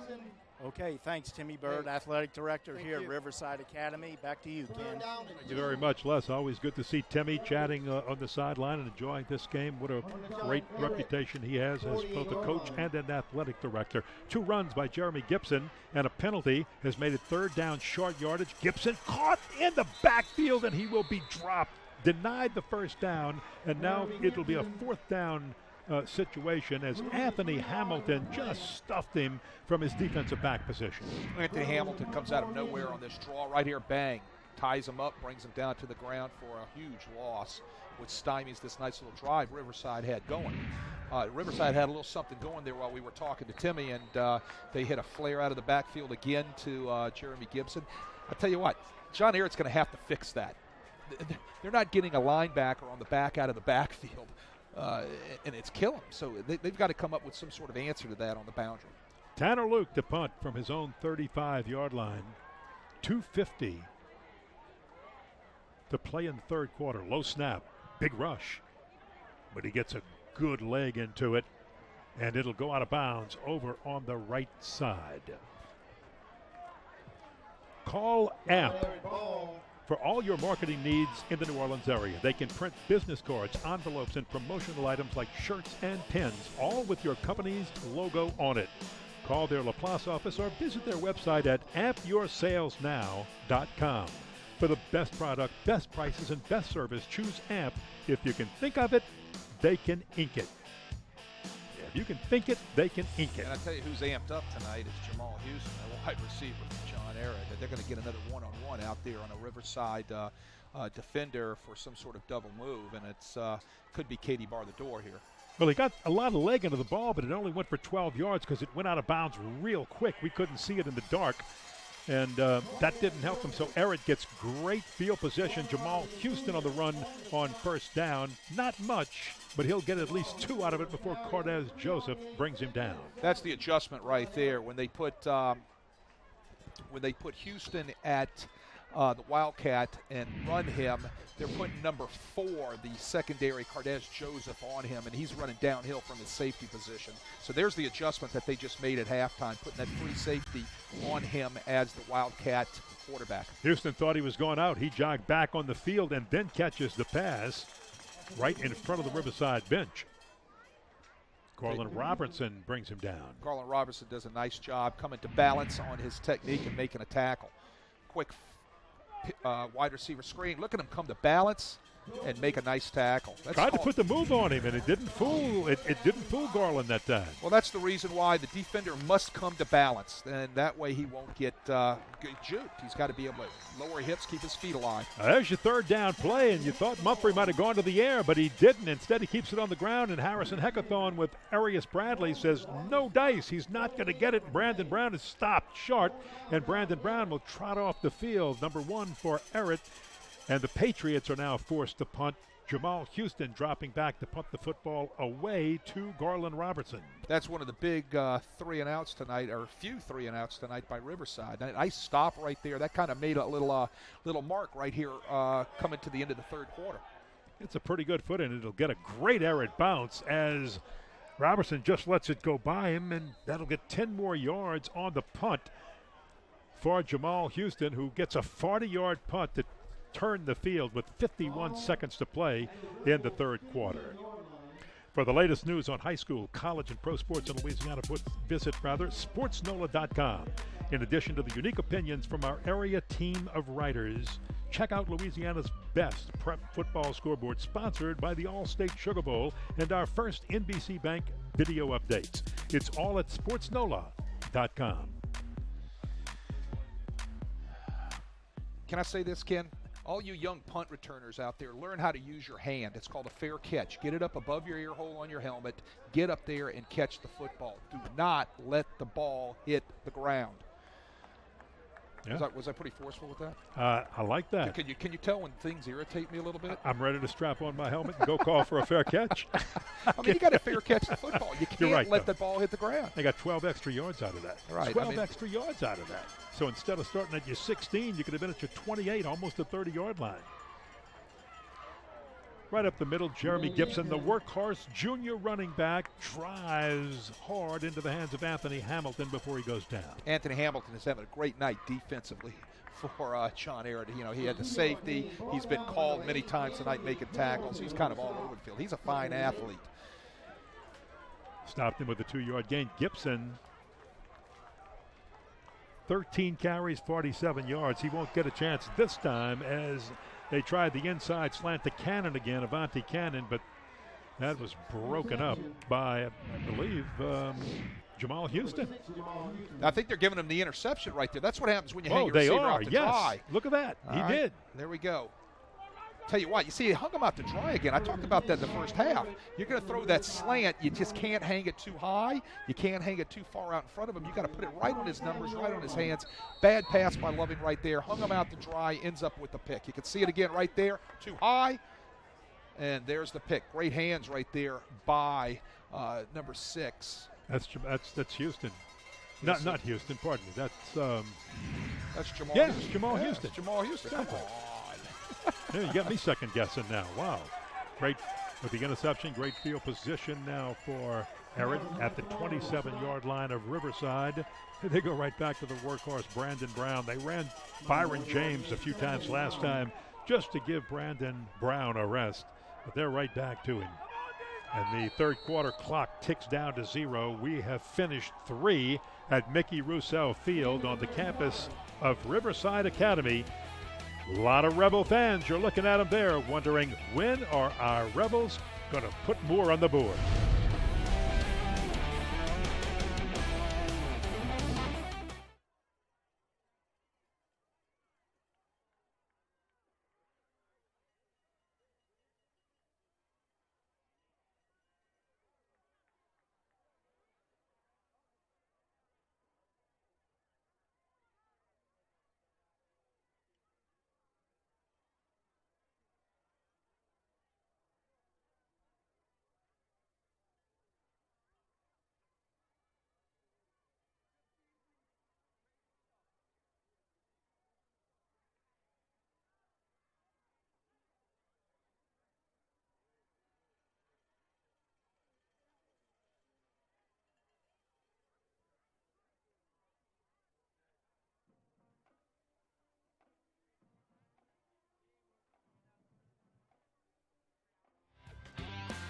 Welcome back to Riverside. Ken Berthelot, Wade Kaiser, Les East down on the field. Our great WHNO television crew. 12 minutes of football left to play. 12 minutes, 9-7. A safety is the difference right now for Ehret. And that was early in this game on Riverside's very first series. Great field position after the interception by Jamal Houston. There's the toss just over the outstretched hands of Deron Coleman. First time that the Patriots throw to Coleman tonight. It's a nice route there. You had 3 verticals, and the ball was just a little high. He was open for a second. If the ball had been placed a little bit on target, it would have been a nice pickup. Watch, a little bit high right here, just over his outstretched hands. He was open to give a nice pass right there. They would have had a nice pickup. They ran 3 verticals with their trips look to their left-hand side, and they were on top of the defenders from Riverside. Now you've heard us call a Coleman name at running back, Jermaine. That is Duran's cousin. Third down 9 at the 25. Toss to the right side and a diving attempt by Darius Campbell. He's got it. Made the catch. Campbell does the out route. Once again, that over there, that was Garland Robinson that had to give him room because he's got so much speed. Those receivers of John Ehret have so much speed. But I tell you what, Garland Robinson does a nice job getting his foot in the ground and driving on the out and coming up. But it was also a good throw and catch by the Ehret offense. Oh, the fake to Brown, and Mumphrey keeps it, goes the other way, and scoots into the end zone for the touchdown on 4th and 1. At the 19-yard line, Mumphrey with a good fake to Brandon Brown, and I think everyone thought they would give it to Brown and let him follow that big right side of the offensive line for the first down. Instead, the fake Mumphrey has it, takes it into the end zone for a 19-yard touchdown. Well, it was the zone read option backside. They read the last guy on the line of scrimmage for Riverside. He falls down and follows the running back inside down the line of scrimmage, and Mumford just rips the ball out and takes off and walks into the end zone. Nice play, nice read. Great job by that junior quarterback, Travis Mumford.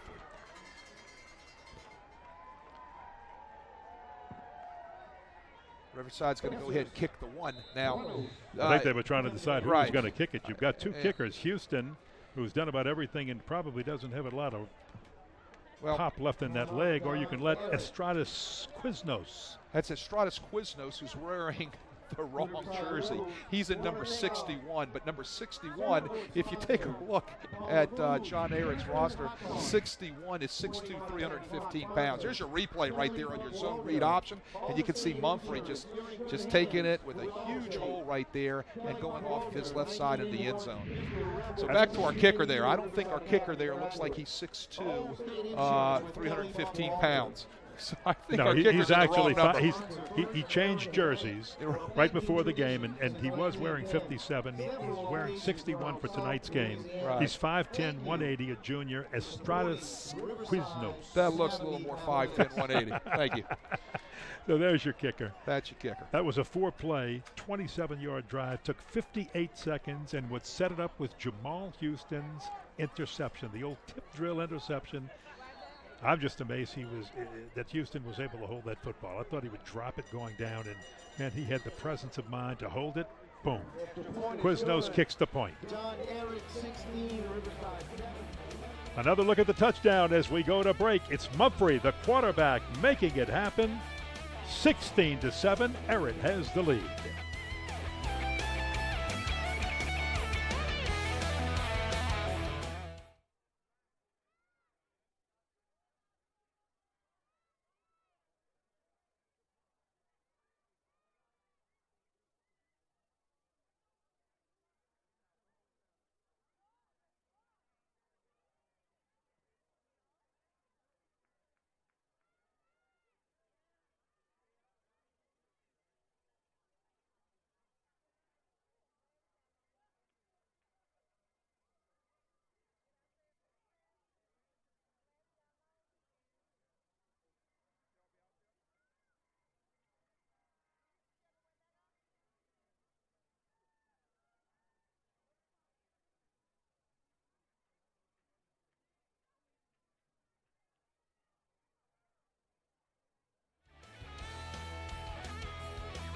John Ehret leading it now, 16-7. They've got a little breathing room after that Mumphrey touchdown of 19 yards, and what a pretty one it was.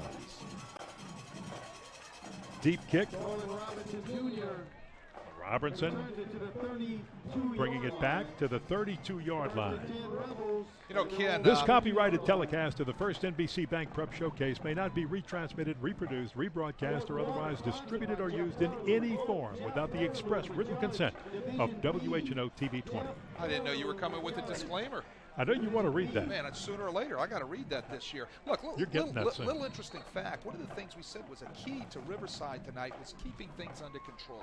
All right, staying in control, and that means time of possession. Well, I've said it 2 or 3 times already. The time of possession has flipped. Ehret's had the ball this game for 24 minutes and 18 to Riverside's 12 minutes and 21. That's part of Riverside's issue right now.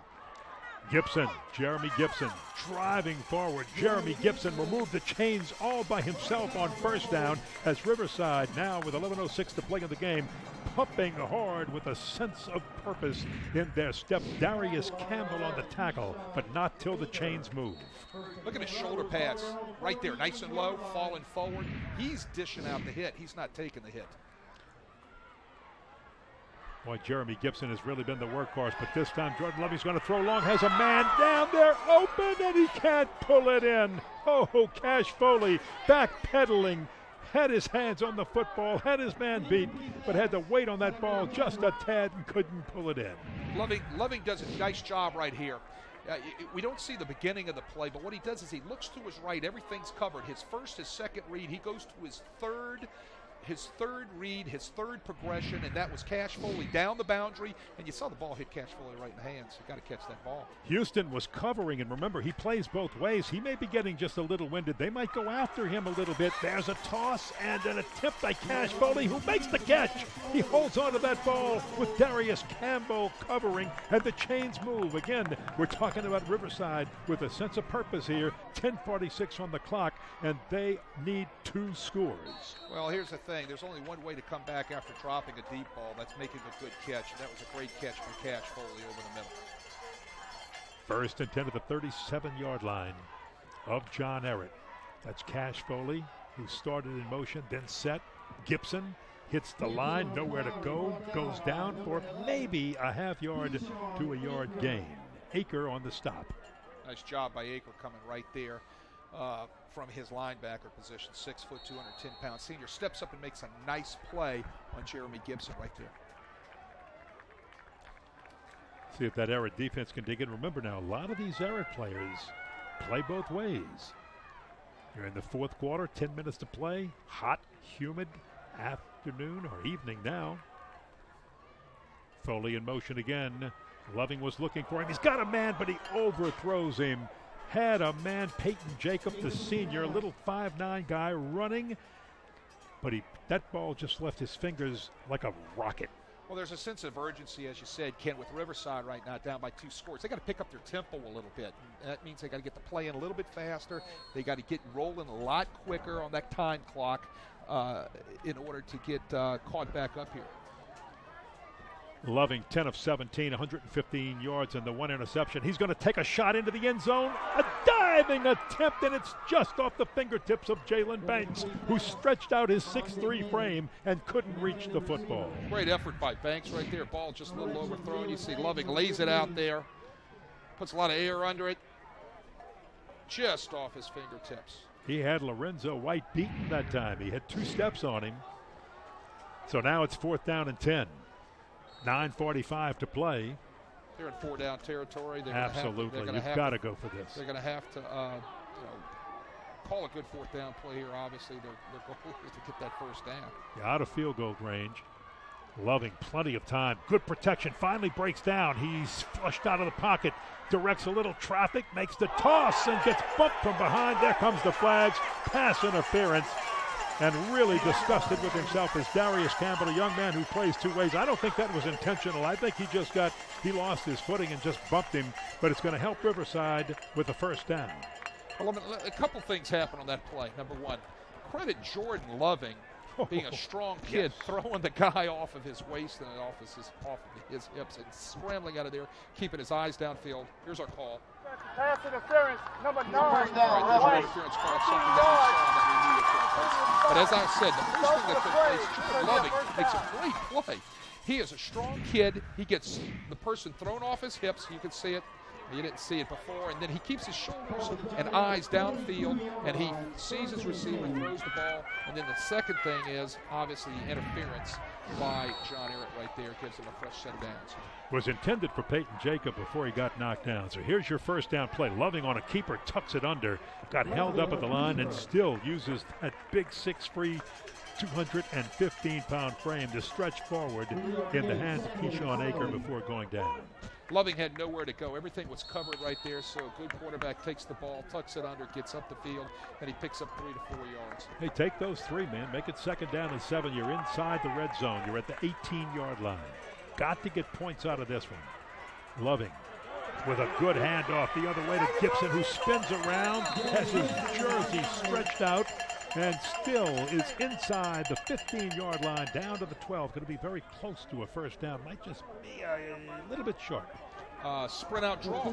Nice scheme. You'll see it right here. Sprints to his left, puts the ball on the hip. Not a very clean handoff right there to Jeremy Gibson. Jeremy Gibson has a nice pickup. 3rd short. They're trying to rush it up. They're trying to speed up the offense. And whistle blows. Timeout, John Ehret. Timeout, John Ehret. You good look at Jordan Loving, because, as we said, this young man's a junior, but only played 2 games last year, his sophomore season, being injured early, coming back very late. So to watch him play and mature right here as a junior is something special. Let's go downside to less east for a little more on Jordan Loving. Interesting. We're seeing Jordan Loving perhaps maturing a bit here in the 2nd half, especially with this big drive at quarterback. He does not have a lot of experience, as y'all mentioned, playing football here at Riverside because of an injury last year, but he's a 3-sport player.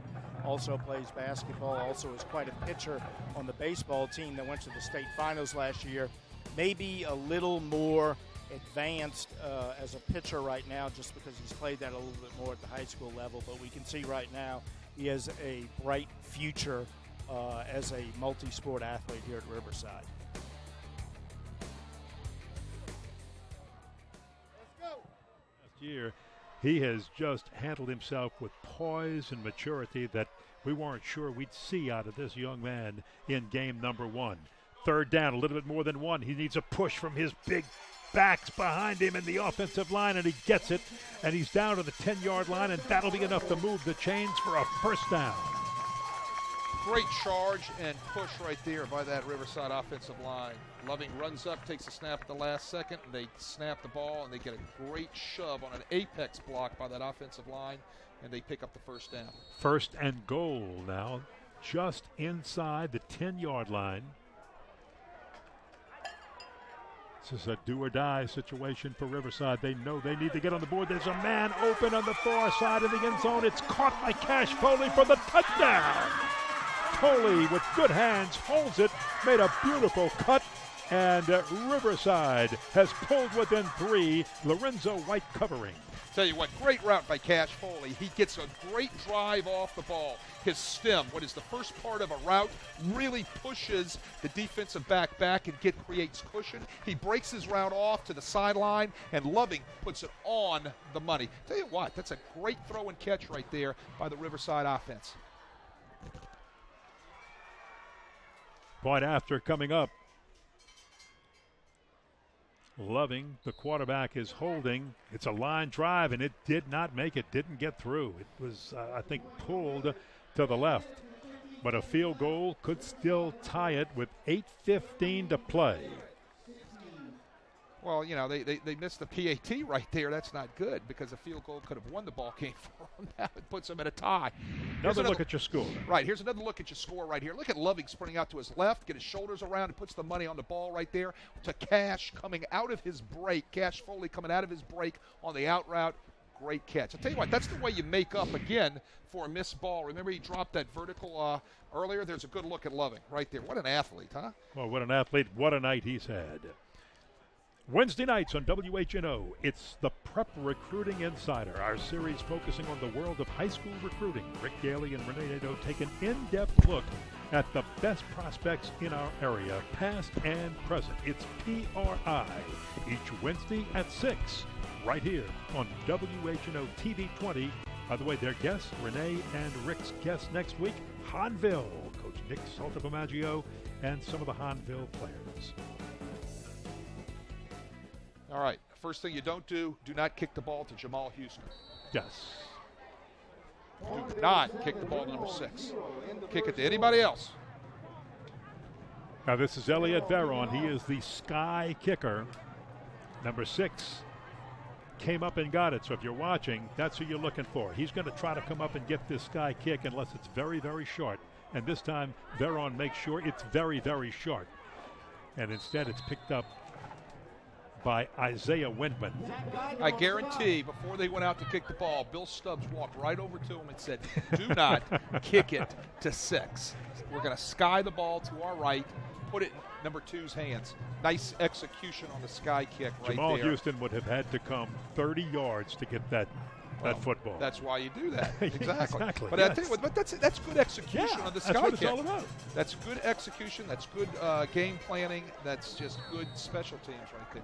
All right, the Ehret Patriots protecting with that man right there, Jamal Houston, in his great hands, and quarterback Travis Mumphrey, a 3-point lead. They start at their own 36, 1st and 10. They're going to try to eat some clock with 8:09 remaining to play. And that's Brandon Brown straight ahead, but a flag may call everything back. So hold everything, but Ehret's pointing toward Riverside. Oh, wait, I'm going to go back to one of your coaching statements. Don't kick the ball to number 6. Also, don't give up free yardage. Right, exactly. Oh, that's a big penalty right there. 15-yard personal foul, face mask. There's 2 types of face masks. There's just the 5-yard incidental, and there's the 15-yard. That's the one you don't want to have. You know, penalties to right now, 11 penalties for 82 yards by Ehret. This is the 4th penalty for Riverside right there to bring it to 30 yards. It is. It's the first Riverside penalty since the first quarter. Now they have 4 for 30. There's another flag on the play. The point is you don't want those penalties now toward the end of the game because you've got to get that football back. You just turned a 1-yard gain into a 16-yard gain. Both sides. Offense. 5 yards. But Ehret's going to give a few yards back to Riverside with this penalty. That's Ehret's 11th penalty on the night.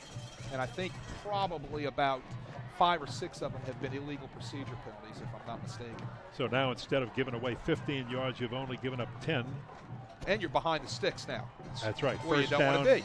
First down 15, right at midfield for Ehret. You're trying to burn clock. You're trying to move sticks. You can't be behind them. Let's see if the defense will pin their ears back and come. They won't. Throw to Houston on the right side, and he gets hit really hard by Garland Robertson as he put his hands on that football. Garland Robertson drives out of his back pedal, comes up and makes this great stick right there. Very nice fundamental catch. I tell you what, though, they're going to double move him here in a minute. It's going to be coming. Sooner or later, they're going to take a shot. And I mean, what are you going to do? Once again, great speed by the John Ehret receivers versus the Riverside secondary. Mumphrey, 9 of 14, 82 yards, has Coleman in motion, gives to Brown. Brown hit at the line, falls back to the line of scrimmage. Harrison Heckathorn, one of the big leaders as a senior linebacker on this Riverside defense, came up big. A little crisscross action on zone blocking. There's Heckathorn on a big tackle. Riverside defense gets off the field. No, I'm sorry, they don't. It brings up third down and long. Third down, and that long, by the way, is 15 at midfield. Watch Houston. He's way up at the top of your screen. You won't, now you'll see it. He's up there along with number 13, Deron Coleman. Just a reminder, Riverside has all of its timeouts left. Now the clock just ran down. Play clock, that is. Ehret's not getting the ball in. Now, I can understand them running the play clock down to run time off the clock. I got it, but they didn't want to get a delay of game penalty, so they called the timeout. And it looks like the quarterback, Mumphrey, was real upset because the play was not coming in clean from the boundary. So let's take a look at the communication issue. Yeah, and I think if the count is right, I think that might have been Ehret's last timeout. Let's take a look at Ehret's schedule while we look at Corey Lambert and his team huddled around him. Again, they play in the very tough 9-5A district. Riverside today and at East St. John, 3 on the road to start. And then at Destrehan, you know, that's going to be a tough one. And then after that, you get into district play with East Jeff, Higgins, Landry Walker, West Jeff, Chalmette, Bonneville, Helen Cox, who they played against in the Jamboree. Your thoughts on that schedule? Well, I'll tell you what, you're looking at it, that week 6, October 7th, Landry Walker is going to be the telltale for that district. Corey Lambert knows, but he's looking at a team that could return to the Superdome again this year. This is how talented this John Ehret team is, but they're going to have to win 1 or 2 big ones along the way. Here's third down, 15 at the 50. They're missing somebody. Timeout again. See it? Yeah. Riverside calls timeout. They're not aligned right. They have the wrong personnel on the field. That's the problem. That's it. So you can't do that. So they waste one of their timeouts. They've got 2 left. I think Ehret's out. And John Ehret has 1 left. 1 left. 1 left. Riverside has 2 left, but you did not want to waste that right there on a personnel issue.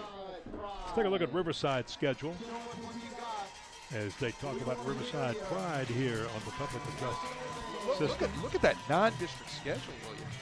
Parkview Baptist, that's no cakewalk next week. Hahnville, they come to town.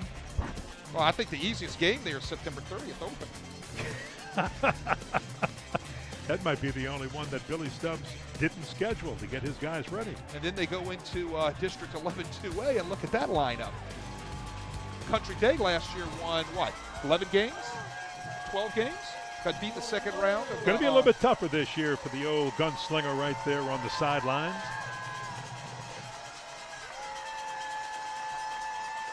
Yeah. Mumphrey, he may get it. He's diving for the first down. It's going to be close. It'll depend on the mark right here. It's going to be close. I think it's going to be a yard shy, possibly. Boy, Mumphrey at his quarterback position for a sophomore, this young man is just so special. Everybody's ran off into coverage. Everybody's covered, so what does he do? He tucks the ball and takes off, and he comes off just a yard short. His hands down, just a yard short of it. They're going to go for it on 4th down and 2.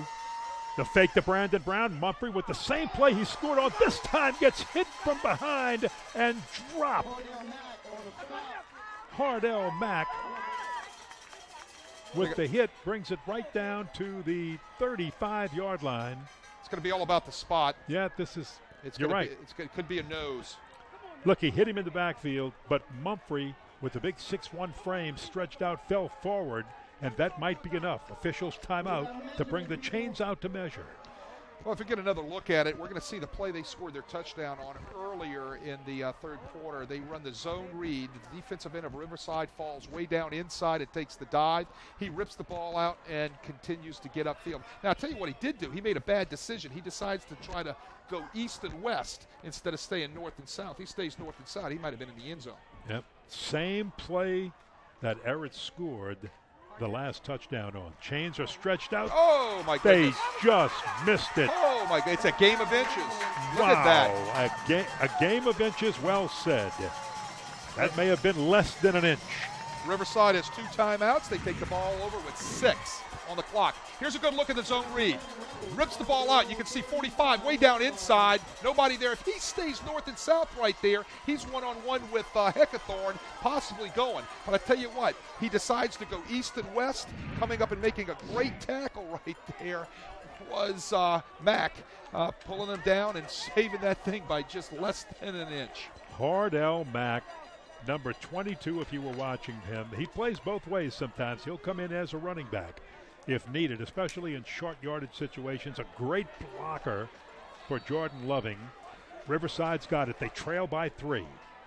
They're 65 yards away at their own 35-yard line. They've got 2 timeouts. They've got, 6:24 on the clock. Plenty enough time to do what they need to do. They just got to settle down and work things. And Loving gets out. It takes a shot to the shoulder now. And here comes the flag. Wasn't helmet to helmet, but it was a late hit. He was out of bounds. Keyshawn Aker didn't have to hit him there. And roughing. I tell you what, that's a tough place to make a call over there on the home team sidelines. Here's a good look at it. Loving gets out of there. Let's see what we got. See, I thought he was out of bounds, but he was in bounds, and it was to the shoulder. Tell you what, look, if I'm a John Ehret coach right there, I'm coming a little unglued. But the problem is, and the Riverside coach is doing a good job. They're over there screaming in the guy's ear that he's hit late out of bounds. There's a little manipulation right there. So I don't agree with the call. I'm going to come straight out with it and tell you. I did at first because I thought he was out of bounds when he got hit, but looking at the replay, he was in bounds, and you're right. I thought it was a clean call. It wasn't a helmet to helmet. There's the inside slant. There's the catch they've been looking for by Jalen Banks. And Banks has the first down and a lot more in a big play. By the way, that was Ehret's 12th penalty for 87 yards, and it gave Riverside all they needed. Keyshawn Aker finally made the stop. I've been saying all night they needed to get the ball into Jalen Banks' hands a lot more. They run the slant route to Jalen Banks. He catches the ball, and he's such a weapon when he gets his hands on the ball after it, and he's running around on the field. I'll tell you what, he is a fine athlete also. A 30-yard gain puts it at the Ehret 21-yard line. 1st and 10. Jordan Loving looking like an experienced senior who's had 3 years of experience behind him instead of a junior who had to sit out his sophomore year. He's going to take a shot, and the flag goes down. Pass interference intended for Cash Foley. Darius Campbell was covering, and contact made first. Foley went down, and then the flag followed. Let me say something about clock management here. Let's take a look at our replay first. I'm going to talk a little clock management. They run a little wheel route out there by Cash Foley, and they all get tangled up, and there's the flag right there. I mean, that's a call, that could have gone either way, but they throw the flag on the ground. They've got the interference penalty. Let me talk clock management. Not a bad penalty, because he might have caught that football. Make him go back and earn it. Not a bad penalty by I'm going to tell you, not a bad penalty by Campbell. Let me say this. All right. Right now, Riverside needs to think clock management. First down. Riverside needs to think about clock management right here from the standpoint that they've got 5:47 on the clock. They don't want to score too fast. They need to burn a little clock. All right, John Ehret needs to think about using that one timeout to get the ball back and kind of make sure that there's time left on the clock if they have to when they get the ball back. Good look at Loving from the end zone camera. It's patient, getting the call, taking his time, still has 10 seconds on the play clock, lots of time. Nowhere to go, and he turns around and goes down, getting back to the line of scrimmage.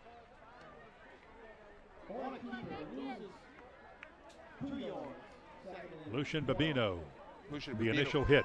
Lucian Babino comes up and makes a nice stick right here with the initial hit. I don't know if that's a busted play or if that's a quarterback draw. Loving's lucky. He puts the ball on the ground right there just prior to going down. He's lucky he fell on top of that ball. 2nd down, 11. Almost got back to the line of scrimmage. They'll mark it where the knee went down, so 1 yard further back. So you're watching Riverside right now take a little time off that clock. 2nd and 11 from the 12. Big hole up the middle. Jeremy Gibson hits it before it closes quickly. He's inside the 10-yard line, down to the 8-yard line. Brandon Judy. You know, Ken, I think you were right. I think that was John Ehret's last timeout, but the clock's showing no timeouts for John Ehret. I have on my stats here that they have one left, so I could be mistaken. So that's the reason why John Ehret can't stop the clock. Riverside just taking their time, milking this thing down because they want to make sure John Ehret does not get the ball back with much time. They can make a first down without scoring a touchdown. Here's a throw into the end zone. Incomplete, intended for Cash Foley. Well covered by, but we have a flag down too, so hold on. Same play. False start, number 1, blue, 5 yards, still 3rd down. We got a false start right there by Riverside, but that was the same play Cash Foley scored the touchdown on a few minutes ago. Spreading out to Loving's left, throwing the out route, but it wasn't thrown as well that time. Well, Riverside's 5th penalty for 35 yards, 2nd here in the 4th quarter. Ehret has been penalized 10 times for 97 yards in this game. All right, 3rd down, 14, at the 14. This time with time, tossed over the middle, incomplete. Flags are thrown. Pass interference going to be called, intended for Avante Cannon. And he was covered by Keyshawn Aker. And Aker saying, I couldn't have hit him early. Look, it can't be, he's saying. But the flags went down, and I think he's going to be called for pass interference. I mean, you know, there you go. I mean, he was on his back. That's a good call. I mean, there's not much you can do. You know, he got there a little too soon, riding his hand on his back. We'll see it here in the replay. There's the interference right there. He has that left hand right on the back of his jersey. The other hand was ripping around the other side. Technically, it should have been the other way. His left hand should have been trying to deflect the ball. His right hand should have been on the back of the jersey. So it was an easy call by the official. So that's going to bring up now 3rd down and 7. And here is Jeremy Gibson pushing hard to the 5-yard line. Hit twice, spun around. Anthony Hamilton had him and had some help from Brandon Frazier. All right, so you kick the 3, you go for the 6. Well, they've got 2 good kickers. And Tanner Luke has had an excellent leg in this one. I agree with what Bill Stubbs did. Let's take the 3. Still a lot of time left on the clock, and I've got 2 timeouts left. Let's get the 3 and tie this thing up. Luke from the 12-yard line, be a 22-yard field goal. The officials stopped play. They're going to discuss what? Where they're going after the game to get a burger. Could be.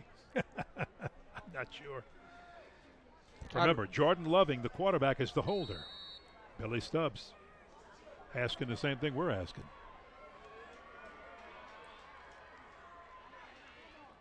Big 22. Oh, a high snap off Loving's hands. And Ehret recovers at the 26-yard line. All right, you got to get the snap down. Little high snap from the deep snapper. Loving couldn't handle it. We'll see it on the replay right here. You got to be able to come up a little bit out of your stance. Here it is. High snap. You got to come up and catch that. There's a reason why you're there at holder. You're going to have to get your hands on the ball and get it down and give your kicker just a shot, just a chance. Yeah. Well, that's going to take the wind out of Riverside sails. This defense now for the Rebels are going to have to really pull things together and try to stop a high, potent offense with 3:35 to play. 3:35, and Riverside has 2 timeouts to work with. They start at their own 26-yard line. The John Ehret Patriots do an offense. They'll give to Brandon Brown. He'll go wide, eat up more clock as he does, and Brandon Brown wants to stay in bounds, and he will. Harrison Heckathorn with the tackle. Right now, John Ehret's telling their running backs, ball security, hold on to the football, stay in bounds, whatever we do, let's run some clock. With their check with me offense, they need to take that play clock all the way down inside 6 seconds. Well, they'll snap that play clock with the game clock under 3 minutes to play in this game. Riverside's defense has to strip the football. They've got to get a hand in there. Billy Stubbs knows it. He's telling his players, you got to strip the football. Straight up the middle, you're going to see nothing fancy from Ehret. Now, Riverside may call timeout. Well, they need to call timeout if they haven't done that already. They need to waste one right here. Freddie Means on the stop. Apparently they're going to wait to the 3rd down, but they might not get. They might not get. They might not get it to 4th down because of the yard. That's where they needed to use their timeout right there. Watch the right side of the line. The right side of the offensive line behind big tackle Dwayne Fisher, one of the most highly recruited players from our area. And in our top 25, Renee Nato's top 25, they'll go over the middle or more toward that right side. And there's the first down by Brandon Brown. Big hole by the offensive line of Dwayne Fisher, Wayne Dawson, Ketaj Castillo. Harrison Heckathorn finally made the stop. But again, you've got some strength on the right-hand side. Brandon Brown, 24 rushes, 156 yards. What a night for number 1. Clock stop right there. They move the chains. Once the chains are set, they're going to roll the clock. And it is rolling. Inside 2 minutes, probably not enough timeouts. Hey, you could still do it, but you're going to really have to shut Ehret down, and when you get the ball back, if you're Riverside, you'll get it back with little time left on the clock. Brandon Brown caught in the backfield, smothered that time. Harrison Heckathorn busted through and made that big play, and now timeout call. Riverside calls timeout with 1:35 on the clock. 1 minute, 35 seconds to play. When we come back, all these fans on the home side wondering if their Rebels can get it done.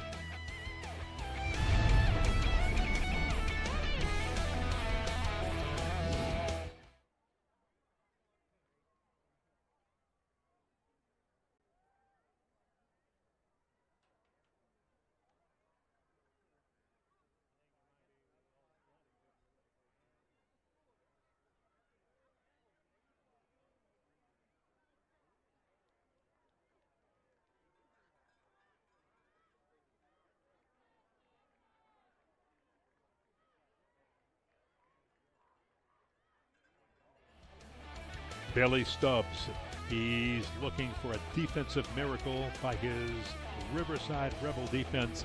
They've got to get the ball back. Had a chance to tie it with a field goal, but the snap was high off Jordan Loving's hands.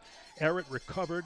Ehret got the football. 1:35 left to play. Ehret by 3, and it's 2nd down and 9. Right up the middle, pushing hard. Brandon Brown, stay with him. He's run all this time. Trey Catois finally on the stop, and this might be the biggest, well, it is the biggest play of the game for the Riverside defense, because if Ehret pushes forward for the first, it's over. Well, Riverside just used their last time out. They pick up this first down at 3rd and 7. They'll kneel it out. Yes. But they needed to call the timeout. I just think they needed to call the timeout in the previous first down series. Good look at Billy Stubbs right there walking into the huddle. I'm sure what he's saying right now, guys, we're going to tackle the football. We're going to strip the football. Let's make sure that we're getting up quick, forcing them to get up quick so that way we can get the ball snapped again. So possibly we can get the ball back and hope for some miracle here in 1:29 on the clock. Probably telling them to wrap them up. Most probably either Mumphrey's going to fake and run, or they're going to give it to Brandon Brown. He's the workhorse. They're not going to put it in anybody else's hands right now. Jamal Houston Is Jamal Houston back at quarter? No, he's in the game, but Mumphrey's still there too. And here's to give to Brandon Brown straight up the middle. It's a rugby scrum push, and did he make the first? He's short of the first down. It's going to be 4th and about 1. 4th and 1. Ehret's got a very strong, big offensive line. 6'2", 265, 5'8", 225, 6'2", 260, 6'1", 260, 6'5", 320. The extra height and size on the right side, that's where they can push through if they want to run it. He's going to go for it. They're going to Play let it clock run will down. run down. It's 9-8. You see it on your screen. If they're going to punt the ball, you take the delay of game penalty. If not, they run a play. They're going to run a play. They're going to try to get the first and wrap it up. They're going to try to put the Draw 'em icing offsides. on the cake. They did. Up, they got him to jump. Delay a game. They didn't get the play. Yeah, they they tried. Delay. That's fine. Now you got to punt the ball. They were trying for the penalty before the delay of game. Well, they're trying to draw Draw 'em them offside. Get the Draw 'em penalty before the offside. delay of so game. with no timeouts left, they're either going to run the play or they're going to take a delay and then punt the ball. You got to punt the ball. I mean, And Jamal Houston is the punter. The, again, backup quarterback and mostly wide receiver. 15 penalties for John Ehret in this game. And I think they would like to have drawn Riverside offside before the play clock ran out, but they didn't. So here comes Houston with a very important punt. Big rush. Got it off. It's low. It's picked up on the line drive. There's a return possible. And Corlin Robertson did what he had to do. Just couldn't shake off the last tackle or two on the far side. well, the key thing right there is Riverside, it's got 37 seconds to do something with. the key thing right there is he catches the football and he gets up the field and gets positive yardage. So now, with decent field position, depending on the strength of the leg of our Riverside kicker, Tanner Luke, they could possibly get into field goal position and take a shot at tying this football game. I think they have to get to about the 20-yard line for Tanner Luke. So, and they're at the 38. So that would be a 37-yard field goal range. So they're going to have to work the boundaries, no timeout. They can't go down the center of the field. They hit the center of the field, they got to spike the ball if they've got plays. Jordan Loving on first down throws and can't get it to Jalen Banks. Remember, you got to be able to work the boundaries. You can't drop the ball. A few too many drops tonight. I really want to see Jalen Banks get the ball in his hands a little bit more, but he's got to catch it when they throw it to him right there. It hits him in the hands and he drops it. If they go down the center of the field, they're going to have to get on the ball and spike it, but I don't know if they're going to have time to do that. 33 seconds to play in this one. Here's second down 10. There's the toss to the right side intended for Peyton. Aker was rushing Peyton Jacob. And right now, just things looking a little out of sync for this offense, but they've got 2 downs left, 29 seconds. Got to move the chains first. First and foremost, just move the chains if you're Riverside. John Ehret bringing some heat. Picked up well. Tossed over the middle. Overthrown, intended for Jalen Banks again. He's got that big 6'3" frame. They're running post rail combinations out there. His target was Banks trying to run the inside post route and overthrew him right there. Comes down to this play, 25 seconds, 4th down 10 at the 38.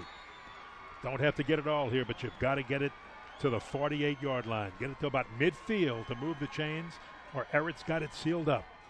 There's the snap. Here comes the rush. There's the toss. Had a man there. Jalen Banks couldn't get it to him. Game's over.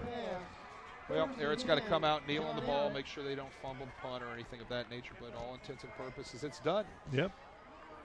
But you know what? Here's the deal. You know, great ball game last year, if you remember. Good looking at Jordan Loving right there coming off the field. He's had a good night. He really has. He needs to keep his head up. But let's remember last year, Riverside and John Ehret go through a 1-point ball game. John Ehret wins. 29-28. Got it.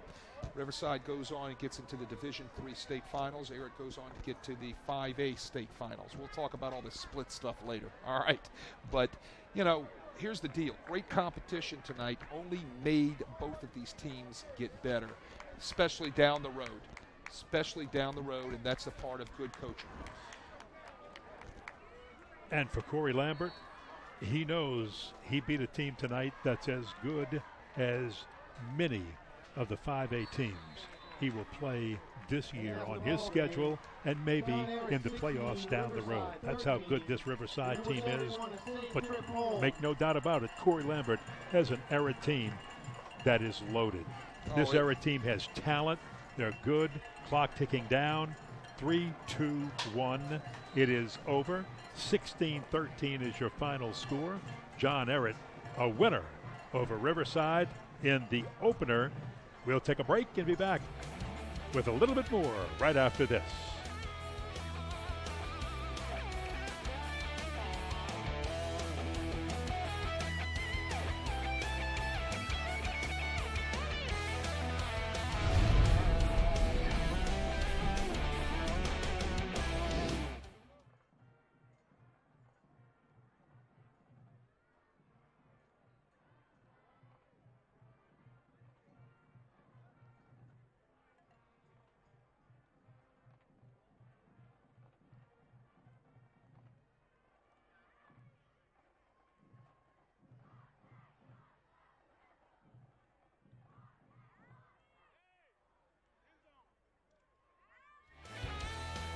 Welcome back. There's your final. John Ehret with a thrilling victory over Riverside, 16-13. Let's go down on the field to Les East with our winning coach, Corey Lambert of the Patriots of John Ehret.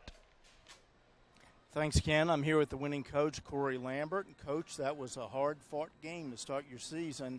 What made the difference? Well, I'll tell you, it was a great crowd. It was a great playoff atmosphere is what I told my kids. These guys, a bunch of new guys. Some are juniors, some of this, but some of them never played together. And what it showed me is these guys overcame adversity, and that goes a long way. This was a playoff game tonight on week 1, and this is what we need. We're on the road 3 times, and this is what we're going to experience all 3 weeks. So we got to get ready for it. But Riverside, Stubbs do a great job, and their staff do a great job, and we knew it would be a fight. I knew it would come down to this. So, our kids came up with the plays when they needed to. The muff thing happened. That's a part of the football game. But hats off to both teams. But our kids really prevailed, and they did what we asked them to do. We talked before the game, and you said you liked the idea of going on the road for the first 3 games because it would tell you a lot about your team. I believe you had 15 penalties tonight, but you overcame them. What did you learn about your team to win against that adversity in this atmosphere? It showed us that we, if we put all these things together, we could be very explosive. But week one, that stuff is bound to happen. I'm glad our kids prevailed the adversity and did what they did. We're going to work on the penalties because we got to do better than that. We got to be more disciplined than that. Thank you, Coach. Congratulations. Back to you, Ken. Thank you very much, Les. And, boy, I think he said exactly what it is. Each team had a chance to make plays in the long run. It was a bad snap, and it didn't allow Riverside to try the field goal, which could have tied it up. But, hey, overall, each team made plays. John Ehret made a few big ones when they needed it to. Right, well, I agree with what Corey had to say. It was a huge test tonight, and playing a team such as Riverside from his standpoint is going to get him ready down the road, especially for that week 6 when he's got to go to Landry Walker. And then, I already pointed out, Bill Stubbs has a outstanding Division III football team, 2A football team in this state, and he has got a killer schedule. Playing these teams early set the stage for him down the road. The secret tonight with John Ehret, I believe, time of possession and the big plays. And if they eliminate the penalties that they had tonight, this John Ehret team and this Riverside team, both will be teams to be reckoned with down the road. Wade, enjoyed the game. Glad it was awesome. Enjoyed it too. Thanks for joining us on the first NBC Bank Prep Showcase. Our coverage heads to Mississippi next weekend as the De La Salle Cavaliers travel to Hancock County to take on Hancock High School. Brett Favre's alma mater. Watch it live next Friday on SportsNOLA.com or catch the rebroadcast Saturday at noon on WHNO. For Wade Kaiser, Les East, and our entire WHNO crew who brought you these great pictures tonight, I'm Ken Berthelot. Once again, your final score, the John Ehret Patriots 16, the Riverside Rebels 13. John Ehret wins the opener for both teams. Good night, everybody.